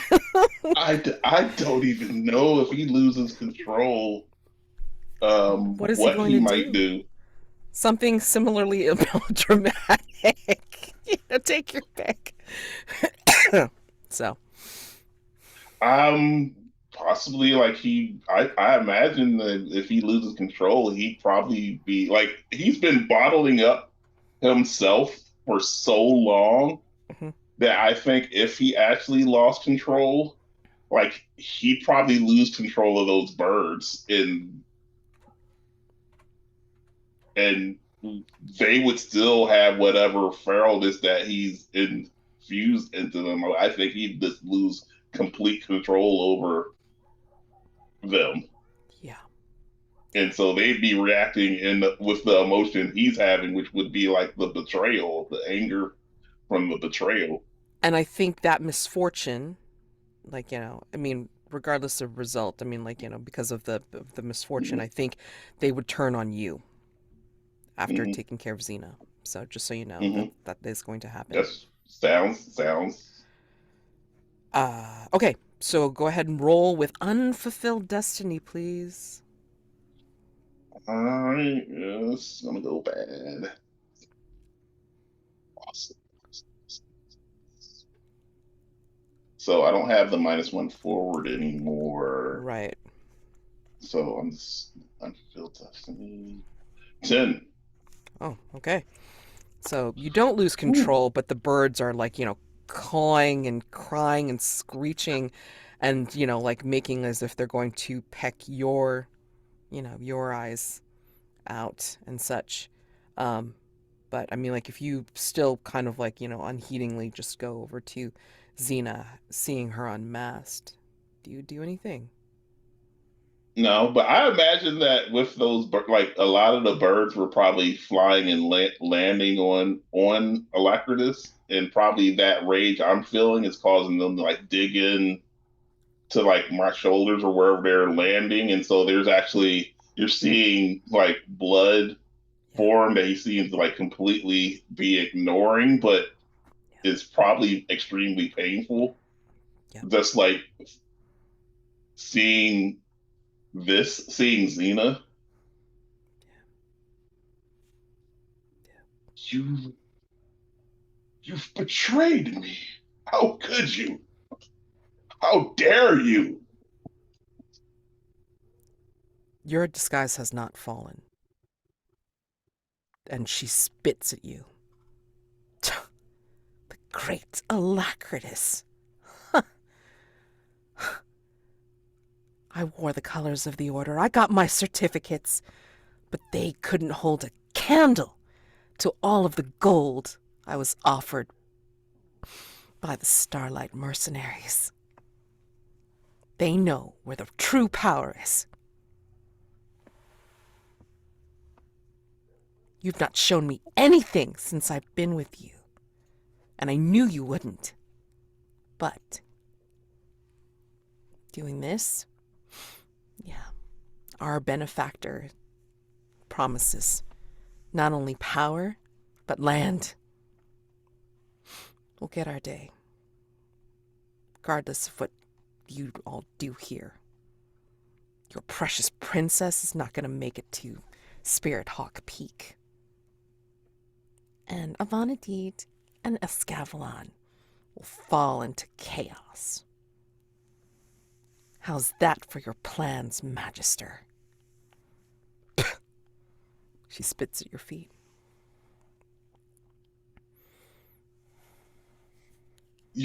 All of you, whoever your master's plans are, will be swept aside as easily as you were. I promised you that you would learn once this task was done, but you chose coin over knowledge. You you have a certificate, but it's clear you didn't learn anything from our order. And be fortunate that it is I who have unmasked you, because I am far more forgiving than anyone else that might have found you with my power. And you will live knowing that you will never be welcome, and when that and I hope that gold offers you cold comfort, because whatever magical prowess you were promised is a lie. And anyone who would suggest that send you against me is either a fool or sought to get you killed. She continues to sneer at you, and then, did Roderick leave anyone left? Hmm. There's probably by the time this drama with Riesling, Roderick's probably facing down like the last opponent who actually stood their ground and didn't flee. So there's probably one guy like Roderick sweeps their feet and has them on the floor like at sword point. Mm-hmm. So if you want this guy to live, you can prevail upon Roderick. Actually, like, what I'm gonna just say for fictional positionings for the towards the end of your time with Yeah. us, I think that you're nearby Hmm. Xena as she's saying all these things to Alacritus, and I think she does a final sneer and says, "There's more of us everywhere. The order." the lands. There are countries that are willing to pay to see the two never wed. And then she pulls something out of her cloak, and it's a very simple smoke bomb. And she throws it at Alacritus's feet, and disappears in the smoke. And then I think that maybe, like, Roderick, it's like you get the brunt of this as well. And then, like, it's shading your view of the last fellow.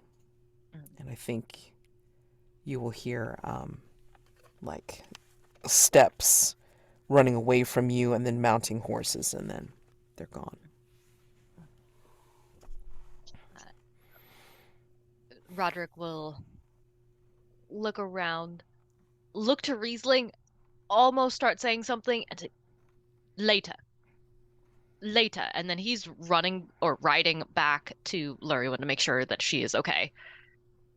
Yeah, I don't think you realized that was Xena on the No. ground. Yeah. No way Roderick would have figured that out. No. He just knows that Alacritus was involved, magic happened, like the smoke bomb went off, he got that. So we will talk about this later. I need to make sure the princess is all right. That's where his priority is. Right. So, yeah, just to point out, it's like, somebody wrote in, like, it feels like, she flees, never to trouble you again, kind of thing. If you're okay with that, I mean, like, we can retcon it to be like, she expires. But I mean, like, you specifically said, Jonn, that, like, she's not slain. So that's why I kind of was. Well, she could be, like, disenfranchised or just shamed so much that she can never show her face again. So, like, she's out of the story. Yeah, that's what I was saying. That's what I was saying. It's more like she's been revealed, so any value she has to. Yeah, she has no more value because it's like, I just wanted to make sure that Jonn got the benefit of his option, but yeah, as long as we're cool with that, then. Yeah. And then, So I'm imagining that a lot of the birds that came were like crows and like vultures. So it probably is just like a grisly scene now that they've gotten the control of themselves. They're so getting a feast right now, unfortunately. So let's not a good look for act. It's probably like a very troubling look for Alacritus right now. Right. So, Noctua, I know you have to go. So, I mean, like, is there anything that you wanted to mention before you left, and then, like, did deal with the aftermath? Just checking on Llurywenn, and then next time I'd love to have a scene with Roderick and Riesling going over, wait a minute, who was that? What just happened? Like, mercenaries I get, but there was magic involved. What gives? But we're saving that for next time. Okay, I'm sorry, y'all, but I have to run. Bye. No problem. Bye. No problem. See ya. Can we also take a 5-minute break? Absolutely. Yeah, let's go ahead and take 5. Sure. Okay. Requisite cat butt. Always need it. Great. It's a comfort. Okay, so I think, dealing with things out of order, because we've just had like a very full frontal battle with Roderick and then Riesling. But I think there were a few men that may have gotten around them. And then, Sir Bart was also dealing with some stuff. So, but there was still probably some kind of attack on the wagon. So let's deal with that first. All right. What do we think, Perin? I mean, like, maybe like, you both have like slid by the panels of the wagon, so you're able to see all of this happen, and then Roderick and Alacritus get into the fray, and Perin is reaching into his parcel, and he's pulling out these vials of water. You say, please, Princess, help me to distribute these. If we splash them along the edges of the panels, then it will protect us. I can sanctify this wagon, so if anyone tries to intrude, they will first have to face the wrath of God.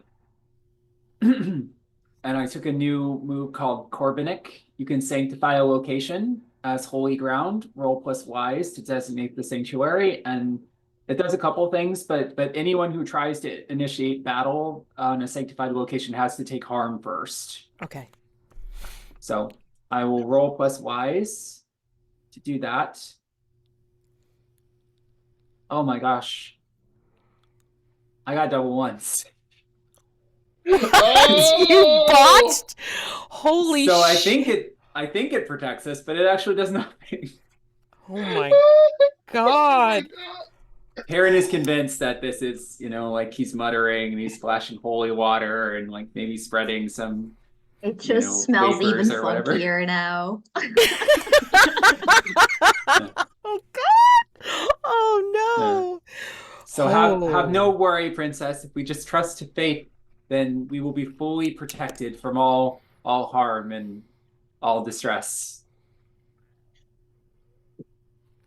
I think Princess Yeah, Llurywenn, it's like nuts. even if it had succeeded, she does not put a lot of stock in that because I don't think that her gods, like her religion, has anything like that. So she's like, that sounds like horseshit, but sure, buddy. But she like will help, but still keep an eye out because she doesn't believe in it at all. Yeah. Yeah. Even if you help mechanically, it would do nothing because Yeah, no, got, yeah.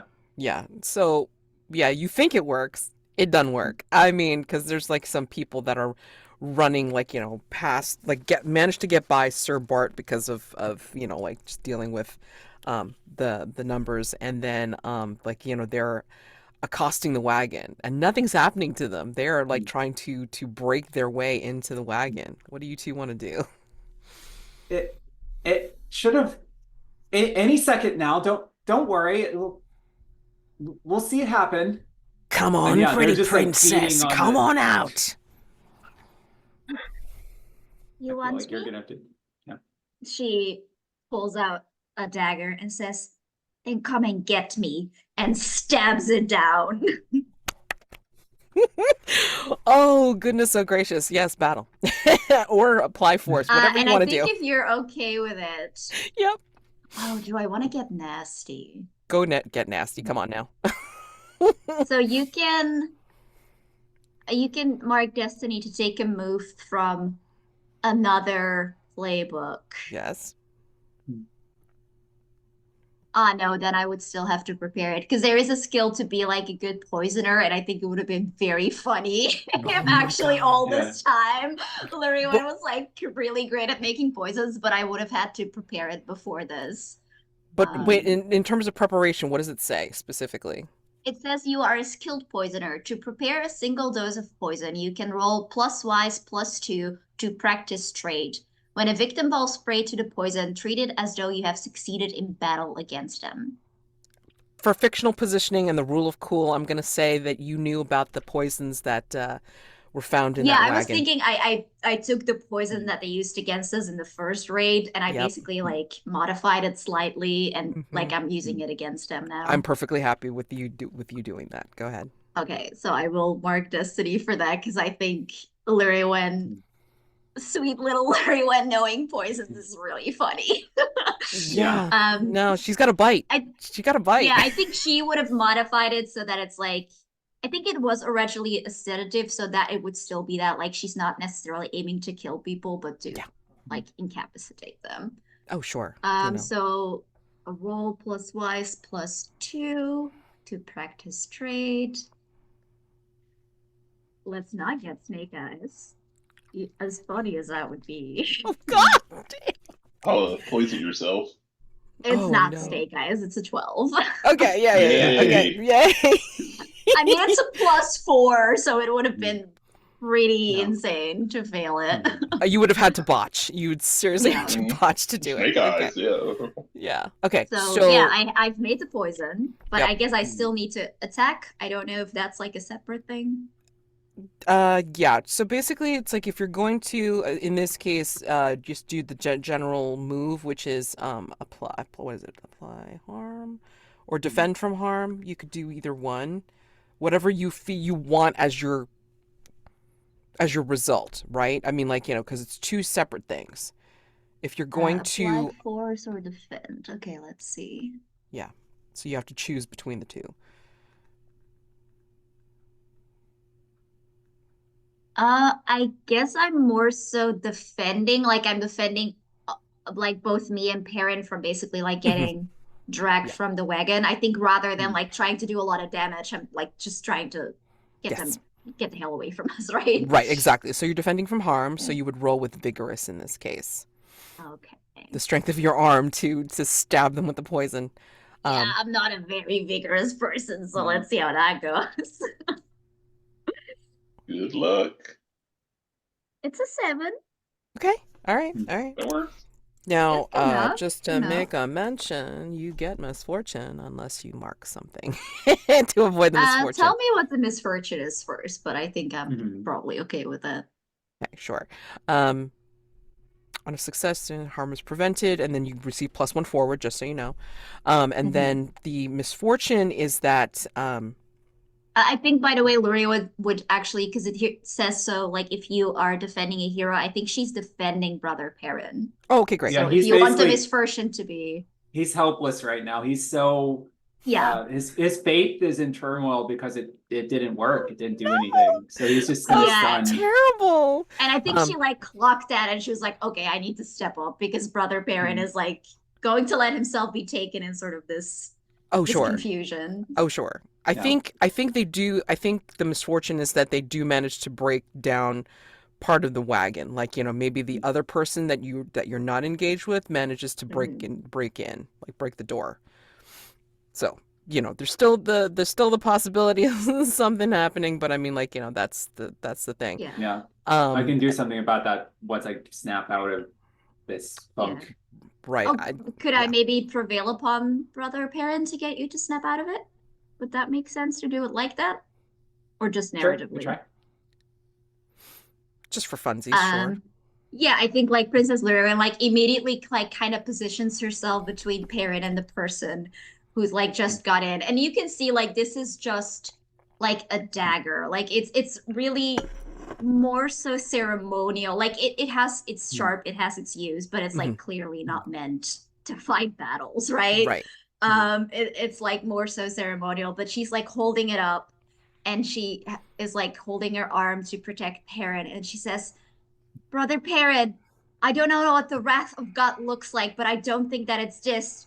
If you don't do something now, then your brother's going to skewer you. And I don't think that's going to be very pleasant.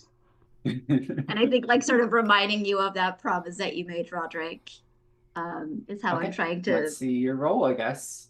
Okay. Okay. Yeah. Roll plus courteous. You are a bond in my dilemma, so that's a +2. Mm-hmm. For a total of 10. Okay. There you go. I mean, it's a +4 in total, so... Yeah, you comply within reason. So what do, Oh, Perin? no, sorry, a 9. I still have a shamed marked. Oh, shit. Oh. No. Okay. Oh no. Misfortune. More misfortune. I love it. I Well, love in my the gosh. meantime, like, yeah, like I do kind of blink a couple times and snap out of it, and it's like, yes, I did promise Roderick. And he like pulls another thing from his parcel, and it's the wrapping, like the grave wrapping that he has carried from the Abbey, and he unveils it dramatically, and it's the finger bones of Saint Adamus, and he holds it forth, and he's like, my faith may be wanting, but the saints is not. Flee before you are struck down where you stand. I'm going to use my move to terrify them with this religious artifact. Great, because I And mean, if like, it works, they will either flee the scene or fall down on the ground, like screaming. okay, yeah, because the misfortune is that now that they've grasped Llurywenn and they're getting ready to drag her out of the wagon. Yeah. So that is the Even misfortune. more reason for me to give them the finger, yes. So let me see what I have to roll here. Gotta, yeah, roll plus wise plus 1. Okay. 6 plus 3. I got an 8. Okay. So it works, but Tell me what this looks like, and then I will give you a misfortune for this. I think I want this to actually be supernatural, because I've done so many things that it's like Llurywenn can't tell if anything that happened. But this is very obvious. Yeah. Like a light starts emanating from the bones, and they just start rattling by themselves and making this unearthly, sound. And the bandits or whoever they are, their eyes go wide, and they, without even being able to control themselves, they drop their arms from you and let you go, and first back away slowly, and then despite their desire to stay here, they turn around and just flee into the woods. Yeah. I mean, like it's almost like they have like some sort of like frightened like reaction, upon seeing this, and they let go of Llurywenn and they leave. But I want to say that how to do this to make it known that this is bad.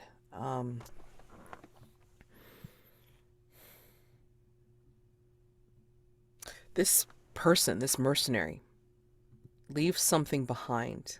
They don't have any like true livery or anything like that on, just the leather armor and such. But I mean, even through their nondescript clothing, you see something that causes a very heavy shadow of doubt, because you see something that ties this person, these people, to the bishop.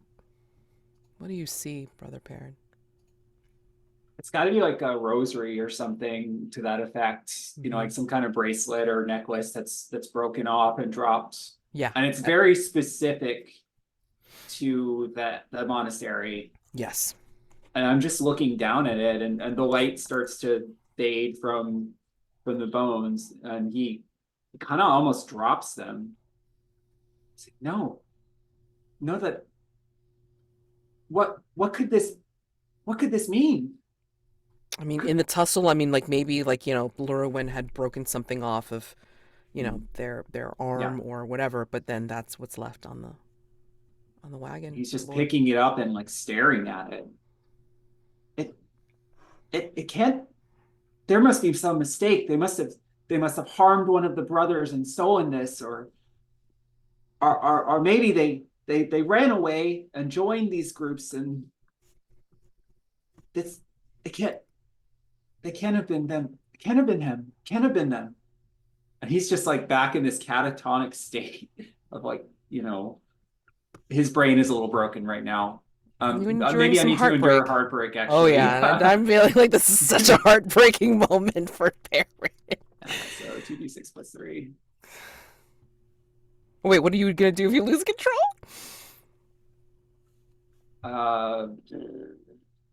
Flee into the woods, but I got a 12. Okay. So it doesn't matter. You keep it together. Oh my god. He just starts crying, I think. Oh, okay. Yeah, like I sobbing. think Llurywenn will just still kind of keeping an eye out, because we don't know if we're fully out of danger, but she'll like hug him if he allows it, to just have that little bit of comfort. I don't think I don't think that she's like yeah. Yeah. I mean, like if she can tell that he's like, pulling away or anything. But if it brings in comfort, she will do it. I don't think that she's necessarily like as surprised. I think that she's kind of starting to fall into this mentality of like, the whole world is really against us, huh? How fascinating. Yeah, I think he actually even like leans into you a little bit after a second and starts just sobbing into your shoulder. How could the bishop do this? He swore an oath for your protection. We all swore it to my brother, to God, to your father. What kind of a person would do that? Someone who believes there's more at stake than oaths, and old promises and new ones alike. I don't know what is happening, Brother Perin, but I think it's about more than this marriage.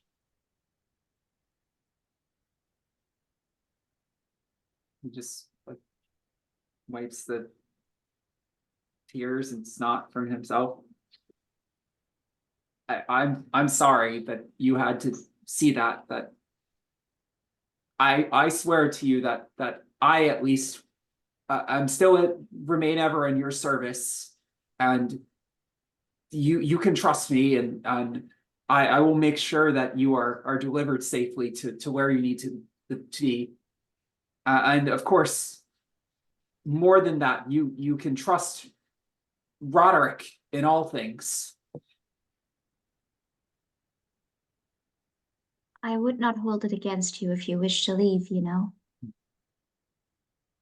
No, I swore an oath, and that means something to me, even if it means nothing to others.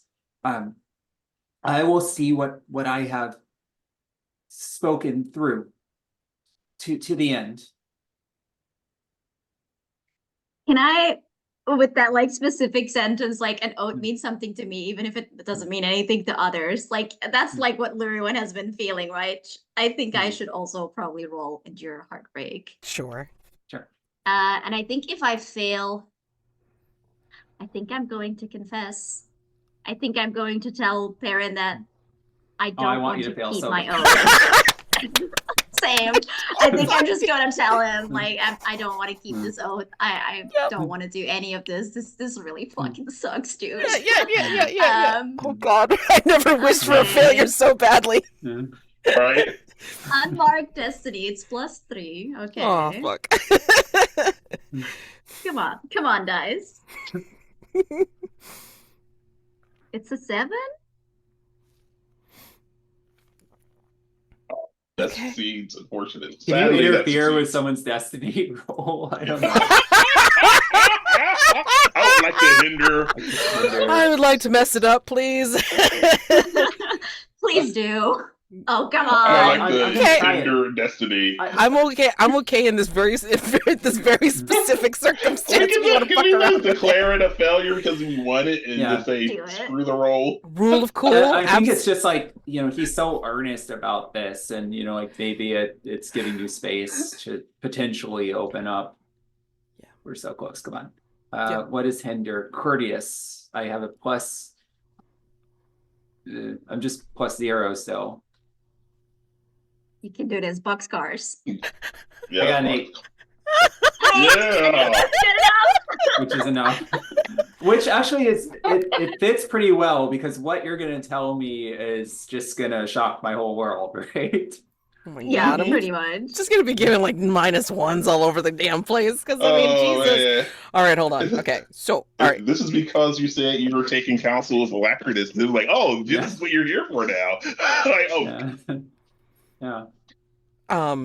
Or we can. Never mind. I'm not gonna do something stupid. Anyway, so yes, Llurywenn, you lose control. Okay. Do we want to cut back to Jonn first to have a little scene, or are you okay with keeping going? Because I don't necessarily want to hug the spotlight if you have anything. it's fine. I mean, only thing I can think of is I come in and interrupt the thing, and I don't want to do that. So, nah. Valid. Maybe you show up like right after she says it, Right, so I don't right have time to afterwards. react or whatever. Right. Mhm. Like maybe, yeah, maybe you do come in like to interrupt the next moment or whatever. So like Perin can't like offer any sort of whatever he wants to offer. Anyway, Mhm. Llurywenn, Okay, you yeah. lose control. So- what happens? So you say it means something to me, even if it doesn't mean anything to others.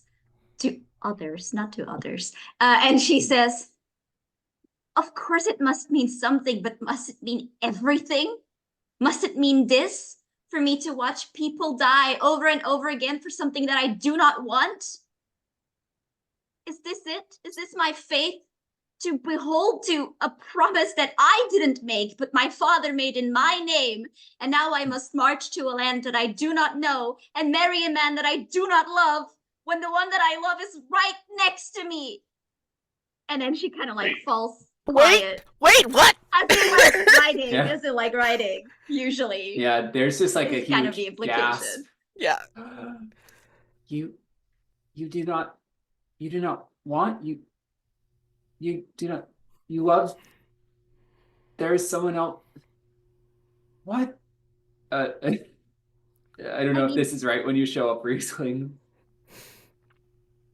throw the door open. I'll change the line to like. No, "Has the been door's lying already next broken to off." me This whole Oh. this whole journey or something. Okay, So that the it's, like, door is super broken clear off. what we mean. You might have even heard part of that, but I mean, maybe you're like totally Yeah. like floored by Xena that you're like, what? I don't know. No, I definitely heard what you said. He doesn't know how to respond to that once again. He's Oh just like, man. Oh man, so what I had taken another move with the XP. Now part of me wanted to say, like, I had taken a villain move to be invisible. So I couldn't be like he like appears like it like his invisibility fades and he just looks like what did you say?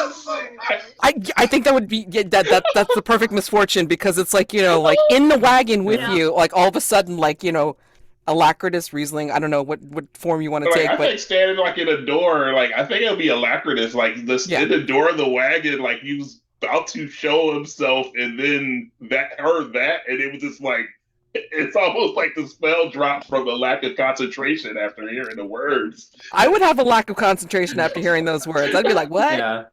yeah. So there you both see that there's Alacritus at the door. Shit. What?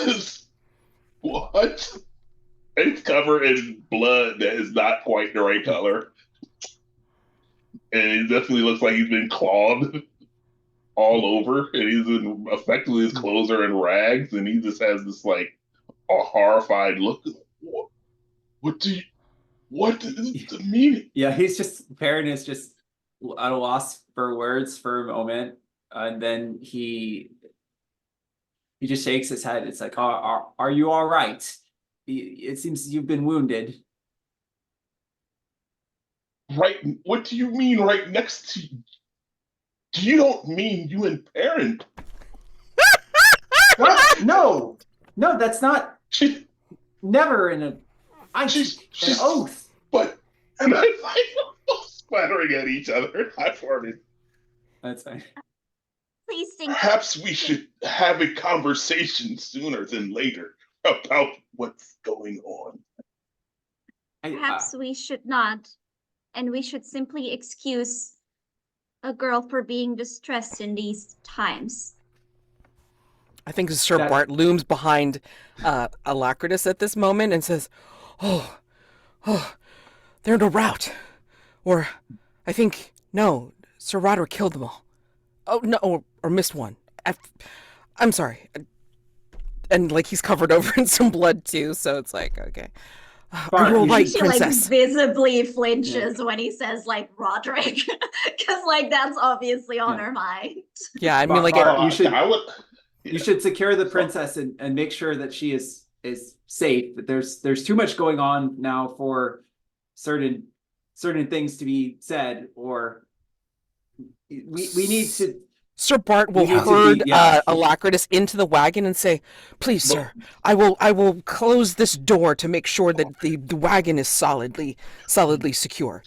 And then, like, you know, he literally shoves Alacritus into the wagon with you both, and then, like, we'll replace the door. We'll replace the door into the wagon. Does it fall down immediately after he leaves?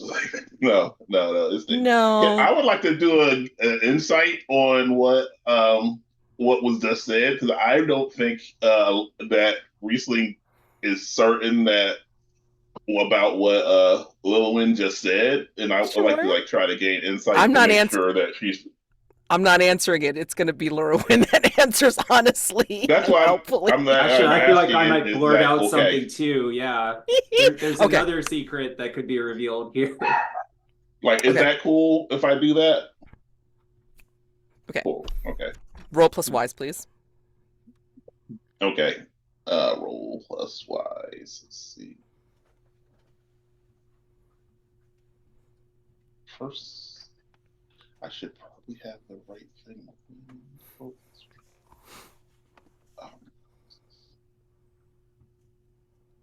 I accidentally closed everything, so give me a second. Oh wait, yeah, here we go. I have a wise of 0. I think I would like to tag dilemma. Can I do that for this? Absolutely. Yeah. If you haven't already marked it, then you can use a bond. Yeah. Excuse me, a dilemma. Oh, So can I use, like, I have two dilemmas. Can I mark both of them, or once I No, mark just one, I only can't one. mark the other? Only just one. Okay. I Okay. feel like I Oh, would then I help can't. here inadvertently by What? just being so open about everything. I might want to help. Okay. And then, Jazy, if you want to interfere. God, so much All right. pie play. All right, Jonn. I got a 5 because I have a +0. So Oh my God. Oh, so I guess it doesn't really matter then. No, no. Yeah, so yeah. I'm gonna say, oh, all right. Not only do you fail to get insight, but I think you the misfortune is that you misunderstood. And I Hmm. think and you guys tell me if you're okay with this, but I think I believe that Riesling thinks that Llurywenn has a thing for Perrin. Just I because mean, it it's seems just like that's That makes disastrous. what sense. they said. Yeah. Yeah, Yeah. Yeah. yeah, I think that makes sense. yeah. You Oh, think this that is there's yeah, mm-hmm. Uh-huh. yeah.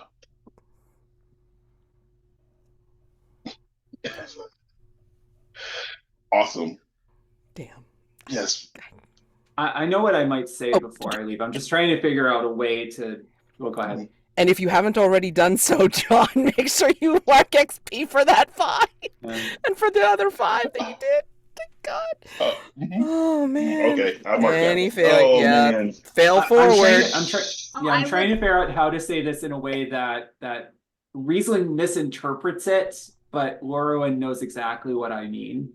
Okay. So he starts to try to step out of the carriage if he's able to, and he turns to Llurywenn and he's like, "Please do not lead on the feelings of someone who cares for you so much. They they are not able to say the things that they want to say, but someone in your position should be more caring of their feelings." And he storms off. And he's like talking about Roderick. And he's like, "Don't toy Hmm. with my brother's feelings." But maybe Riesling is thinking, like, "Don't toy with my feelings." I don't know. Does that make sense? I honestly don't think Hmm. that Llurywenn got it. I think she's like, wait, what? Because obviously in her mind, again, like Roderick isn't into her. So she's just like, Hmm. yeah, obviously I should be careful. I can't like put him in an awkward situation where he has to say that he likes me back. It's like her interpretation of that. Yeah. Oh my God. So much misunderstanding. God. That's the way it should be. Oh my God, that is Because he's definitely the upset way it because should be. Roderick did like reveal that he's in love with you, you know, and now he's like, well, now you've just kind of twisted his thoughts around with this confession. Oh my God. Oh my God. So that means Alacritus is sitting here with the princess, also having a misunderstanding. Oh my God. Yep. Do either one of you? Yeah, go ahead. I am concerned that something has happened in our travels that may not be able to be repaired. If you have, do you truly not wish to be married to Archaud?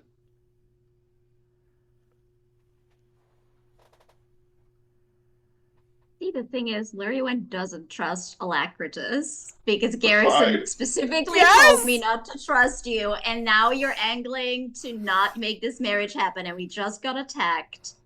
So I think she turns to you and she says, "Why, Magister, would that be as you planned it?"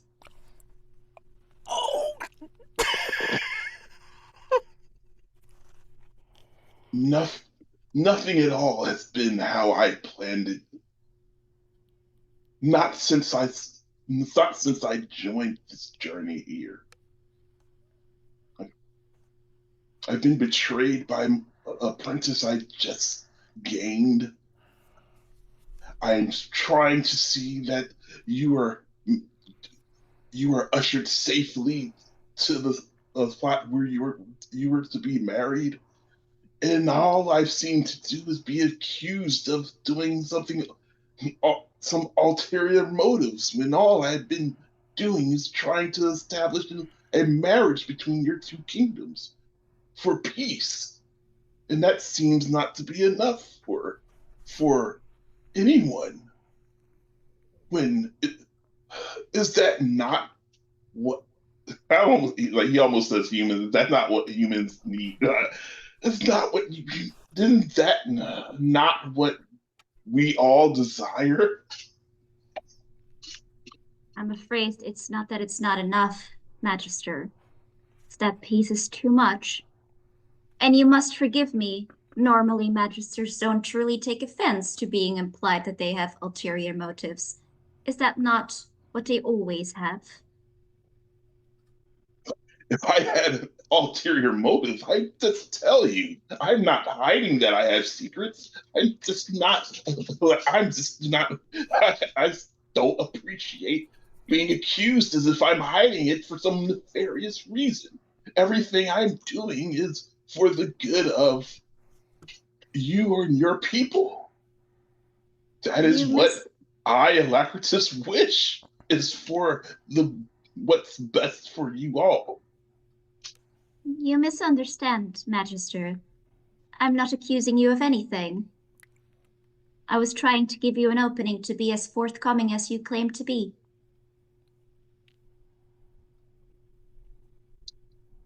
No matter what I say, you will see it as what words might I use that would convince you that I am anything but your enemy? Why would you say that? Why would you decide how I feel and how I will act when you have never given me the chance to do anything else? Is that not an excuse, a barrier? Test me if you wish, and I will show you that you were wrong. I have no test to offer you. Am I I've told prevailing you what upon? Yes. Maybe. My Okay, If you maybe. feel like God. that would work, I feel Yes. like I am. Like I'm literally daring you to I tell was me the truth. I was trying to go down the rules and trying to see, it's like, there's like some really like, tense conversation going on here, and I'm like, oh God, or who's even doing like what? social battle almost. Battle? I feel like we're doing. Hold on, Or let's look. I prevail mean, upon. that might be. Okay, battle a fellow hero. Hold on. Yeah, if your opponent is a fellow hero, you both roll plus virtue. So in this case, I feel like, is it courteous or wise that you're both trying to, like, you're trying to one up each other in like, I suspect you, but no, you shouldn't. And Politeness, judo. so I could really courteous. see there. Yeah. But yeah. So one of those things, you both roll with that particular virtue. I think for Llurywenn at least, I think it's courteous. Yeah. Because she keeps kind of like using this very polite language, and you're like this. Just give me a chance, and I'll show you that I too am a good person, and we're both good. Like she keeps trying to sort of de-escalate while at the same time challenging. So I feel like that's a courteous role. Yeah. Yeah, I can't see what else would be the situation because yeah. So yeah, both of you roll for courteous, please. Okay. When it says you receive +2 on plus courteous rolls, does that mean like only the 3 that are like listed in courteous, or anything that I would roll using courteous? When you're rolling with courteous. Okay. I don't know. Good to know. Mm-hmm. I still have the +1 from earlier, from my gain insight as well. Mm-hmm. So I'll be rolling with a +5. Okay. Let's do it. Yep. 2 6s. I'm not kidding you. I'm not kidding you. It's boxcars. You have a crit. Hold on. There's a special circumstance for a crit. Give me a second. I'm not Shows kidding 2 you. 6s. It's 2 6s. Oh, regardless, unqualified freaking success. Jesus. Oh my God. Feels like there should be some added benefit. Yeah. I'm gonna give you a benefit, but I want to know what Riesling rolls. Please. What does Riesling roll? I got 11. Oh man. Hold on. So, damn it. Came off of that square. Give me a second. Okay. If both heroes succeed, you do. The battle is a draw. Yeah. So, I think it comes down to where there is no test that you can give Riesling, and there is nothing that, or I should say, there is no test that could satisfy like Riesling's curiosity about the matter, and there's nothing that Riesling can say, I'm sure, that would convince Llurywenn all the way that he is on her side. So, in which case, I think maybe you both stare at each other at the end of this conversation and just realize it's like, until next time. I will change that a little bit because I genuinely do think that there is something that you can say to make her believe you're on her side. Like, she knows that you have a secret. And I think from this conversation, like, that much is abundantly clear. Like, she's onto you. It's just that she has no context. So the only thing that she can think is that you must be keeping this secret because she cannot know it. You know, like, that's sort of it. So I do think that just telling her the truth that you aren't the Magister, like, that would be enough for her, because that's like big enough a secret that she would realize, like, oh, right, okay, no, that kind of makes sense. Because I also don't have like super concrete proof that you are against me. It's just like, there's obviously this big secret that you're not telling me. You're So hiding something, yeah. why aren't you telling me this? Exactly. Okay, well, But I totally think fine if you given don't want that, to tell me. Yeah. no, all right, given that, I think I know how I would answer, and I'm not sure if it would be good enough for her but I think his response is like, I am not the man you think I am, but I am here for your in all in for your in the brother's best interest. That is, you are the only reason I'm along in this journey. And if I didn't believe in what was happening, I would not have joined this joined your retinue. But yes, I am not the man you think I am. I'm not. There's nothing nefarious behind who or what I am. She gives you like a very polite bow, you know, like doing a little curtsy, and she says, then I thank you for your candor, and I will take you at your word. And I apologize that I cannot be someone you trust enough to tell the full truth. And with that, she turns on her heels and walks off. Amazing. Mm.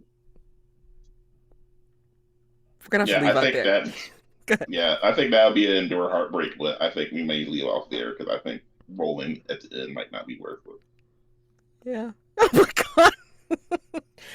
I don't know about bitchy. I mean, She's so nice, but she's also kind of horrible, and I love that for her. Well, she's leaning. She's doubling down into the queenship stuff. My god. And Riesling, I mean, like Riesling's. Yeah.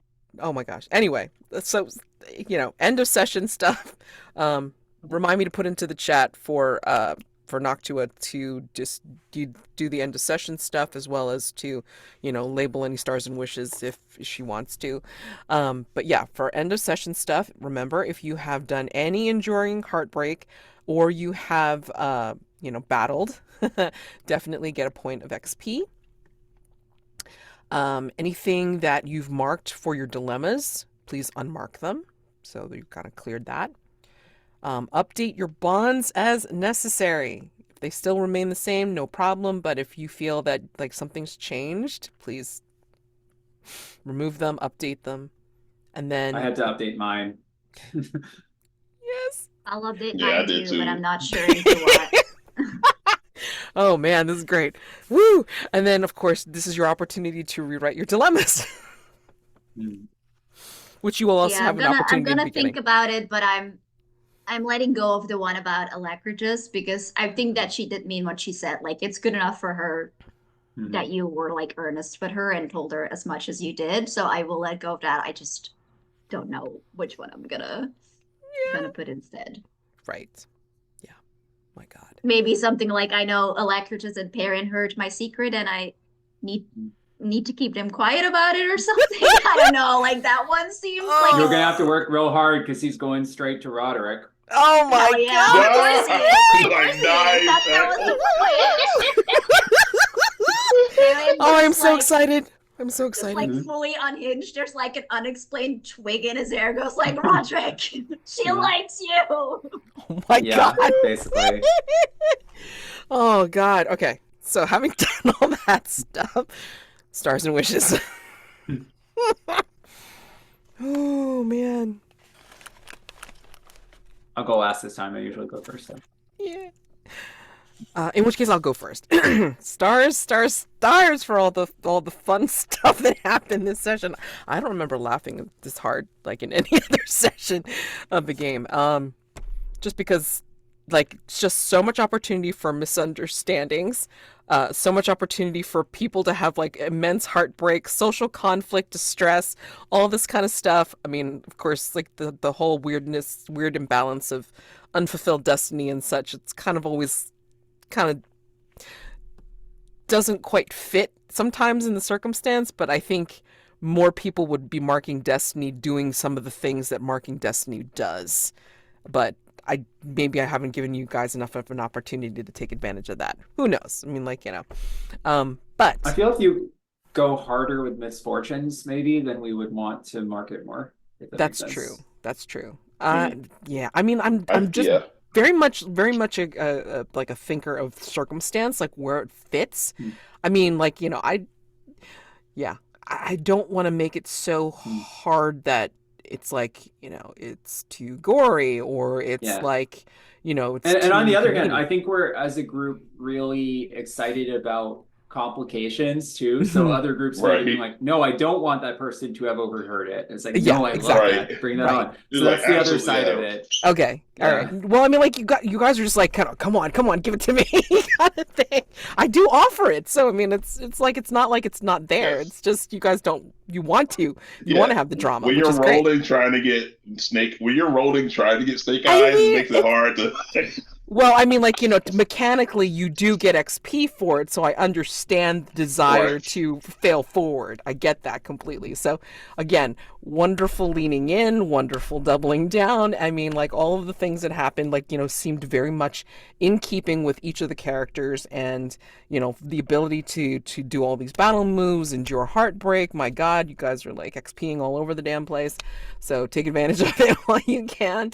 And, yeah, I mean, like, you know, I was thinking to try to give more things happening, but I think we fit in a lot in this particular session. So, I mean, we're probably going to fast forward for our very last session next time and then go into, like, you know, you're headed to Spirit Hawk Peak. Is it the last session? Hold on. Brain. I thought we had Maybe 2 I'm more wrong. weeks. Hold on. I may be wrong. I'm like, I can't keep track of time anymore. Give me a second. Nope, you are right. So we are like hitting the penultimate one next week. So Which that'll doesn't mean be- a time Even until might... the 28th? yeah. Okay, good to know because Yeah. I thought we didn't, and I had a game scheduled, so I'll ask them to start a week later. Yeah, as far as I know, I'm like, you know, I think I have it until like, you know, through the 28th. So yeah, my apologies. So it is not the last session. Okay, great. So shit can still happen next time. Oh my God, that'd be great. Because I do want to get to Spirit Hawk Peak at the very ending. So that's my wish, like, you know, to make sure that, like, you know, we're there and all the fun complications that ensue because, you know, you all found out something in this session. Which was wonderful. So I appreciate you all so much as stars for all of the role play and all of the reactions and actions and choices made. And wow. Yeah. Some of the roles were just precious. So Anyway, that's me, disjointed as usual, but yeah, very happy with this session today. I guess I'll go next.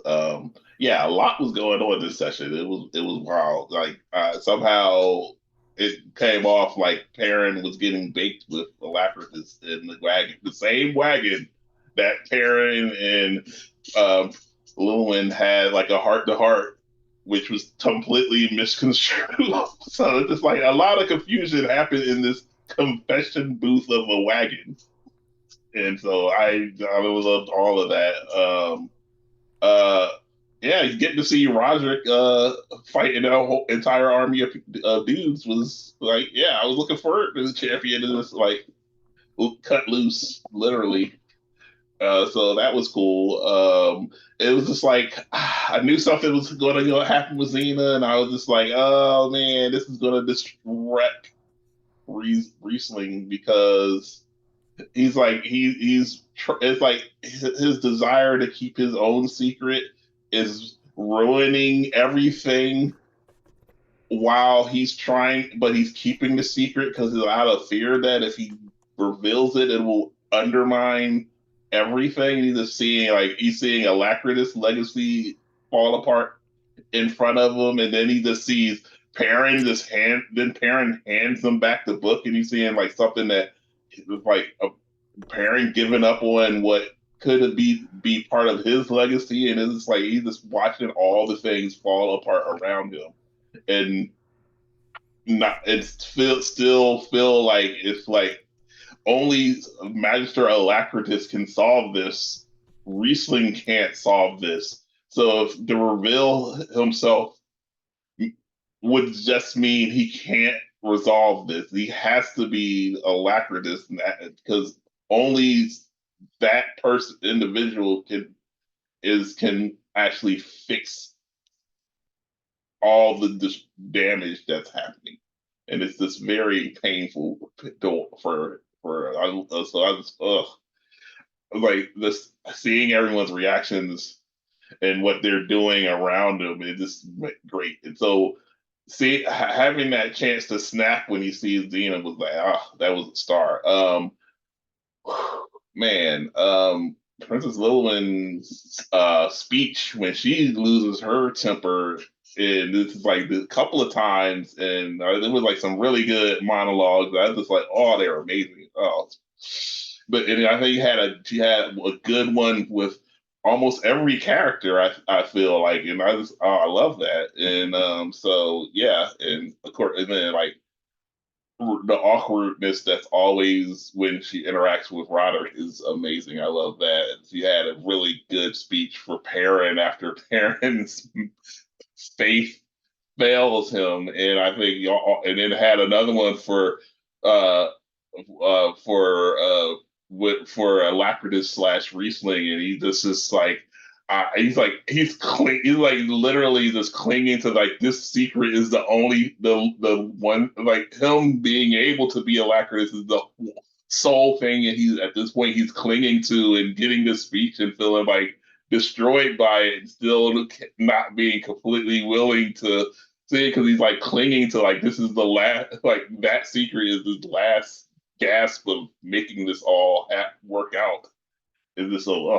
I love that, and of course, man, has all your NPCs, even whether it's a big or small part, they play like Bart and this in the background, just like being salty and not being able to articulate how salty he is while Roderick and Llurywenn are flirting, and it's like Xena is like doing stuff behind the scenes, and then like a hooded figure, and it's like thinking like, well, I'm not gonna deal with this problem because these soldiers are, and then it's just like, and it's like having someone that he saw a potential relationship like working, like actually the experience of having an actual apprentice is like knowing how all the things that he feel may have went wrong in his relationship with Alacritus, and you see that potential in a new apprentice, and you're just like, it's just like he's just in the point where just put him in a place where you just feel like he's throwing everything. I love all that. So I ramble. I'll stop.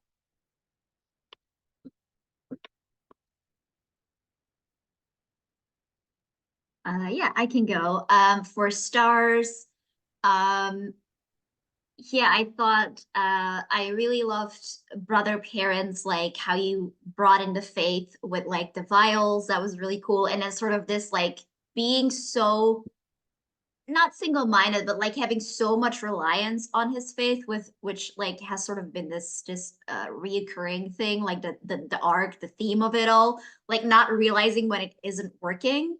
I thought that was really cool. And I also really love them the comeback of like this thing didn't work, but especially because it was Saint Adamas, like this one does work and is like so holy that it cannot be denied. I thought like that 1-2 punch was really powerful and really cool to see.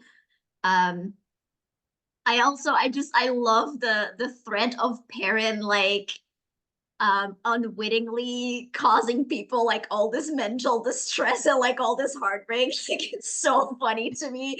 Like everyone here is like very deliberate with their like court intriguing, and you know, like Llurywenn and their speech with Alacritus, like that was just like literal, you know, like two highly trained court people going at it. And then Brother Baron is just like so earnest and so good that he keeps wrecking everyone. And it's so funny to me.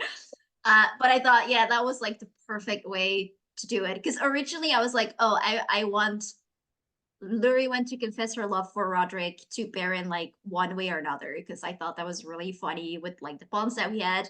And I was originally planning to do it in like a confession type, because then that would give you like the dilemma of like, oh, I can't talk about it now, but I have to talk about it. But then like you said that, and I was like, no, this is the moment. Like Llurywenn has to snap. Like she's been so controlled and trying to be the perfect princess. Like she needs to let it go and be Llurywenn. And like that earnestness was just a perfect opening for it. So I loved that a lot. I thought that was some really cool descriptions as well. And I did love the first scene with like the bestiary and all of that tied in. That was really cool. For Jonn, yeah, I loved how vulnerable Riesling was this whole session. Like he's been trying so hard to be above it all and be like, I'm Alacritus, I don't feel things, and like deflect everything. But we've come at a point where it just can't be deflected. You know, Alacritus, Riesling, whoever it is, they would feel this. So I really like that. And I've been hoping for like an Alacritus Llurywenn interaction, because every time I saw like Alacritus doing his like, oh, you can't accuse me, blah blah blah, deflecting thing, I was like, that wouldn't work on Llurywenn, because she too has been trained in this art. Like she can see through your bullshit and you can see through hers.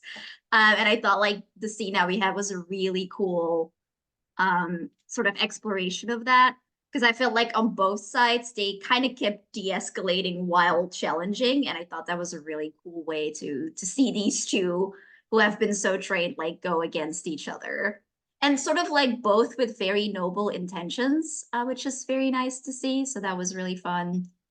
Mads, I loved how threatening the mercenaries were. I love how you just keep throwing shit at us. Like everybody hates you. Nobody wants you to get married.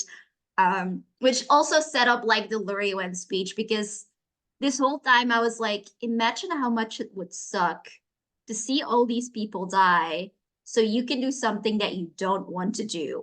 Like that must at some point take so much out of you. Like if she was deeply in love with this person, maybe you can justify it or wear it or whatever, but she doesn't even want to do it. So that was such a perfect setup.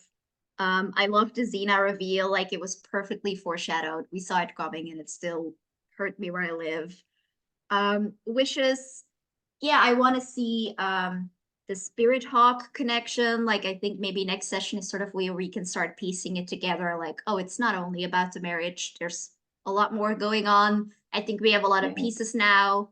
We have a little more trust in each other, maybe. Or at least where it matters, I guess. So I'd love to see that. I would have, of course, loved to see the fallout from Llurywen's confession, the misunderstandings, and whatever else is going to come forth. Yeah, yeah, I think those are my biggest wishes. I'm just very excited to see this game go. Oh Cool. yeah, I do have to add after Perrin tried to give the book back, and then now seeing like in his mind thinking that Perin and Llurywenn are maybe an item. He's like, this makes it all make sense. He's throwing away everything he believed in for the princess.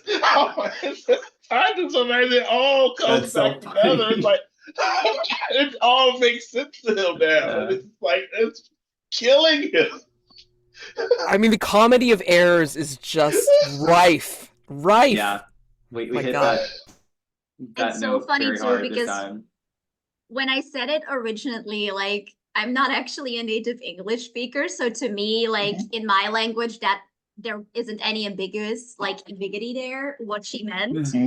And at first I was like kind of embarrassed about it because like, oh, I made a language mistake, it's embarrassed. But because all of you were like so like hardcore into it and we're like making it a whole story thread, and we're like kind of like the embarrassment went into, oh no, this is actually really fun and we can do something with it. So thank you, I guess, for being so hyped about my mistake that it's not a mistake No, anymore. that's great.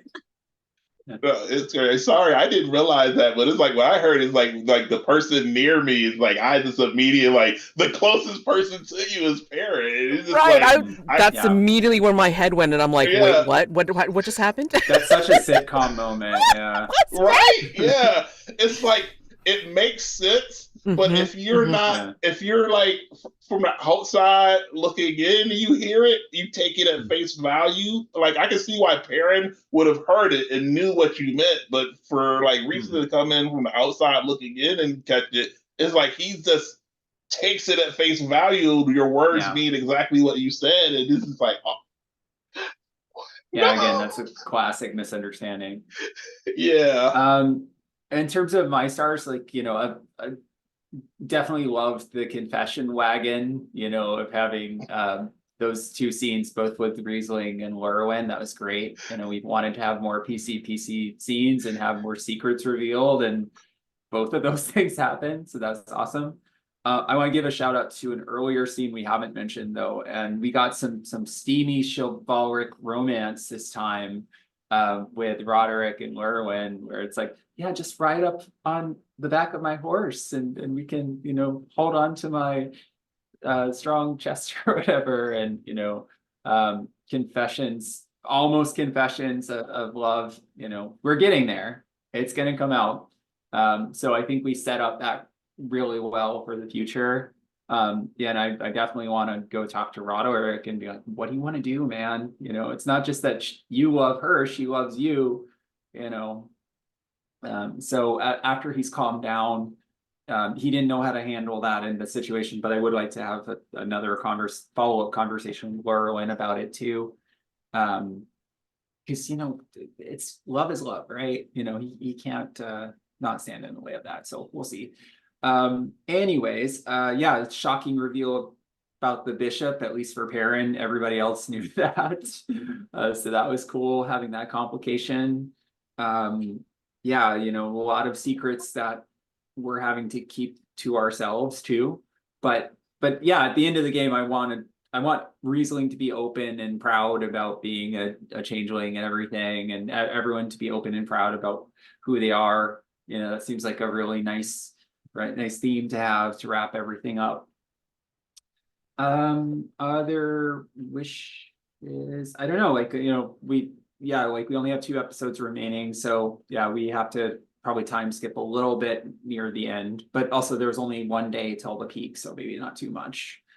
Yeah, I love that we got to see more of the mechanics this time too, because that's something we were talking about as well. So, you know, we rolled a lot of dice and they had some interesting results. So that was cool. And I like that I got to give someone the finger, because I've been wanting to do that for like 3 episodes. And it finally was a dramatically appropriate moment too. So poor Riesling with Xena being a traitor, that one really hurts, but it was so appropriate too. So yeah, good job there, Mads. Thanks. Oh my God. Just every single time there was like some kind of reveal, like everybody's face is like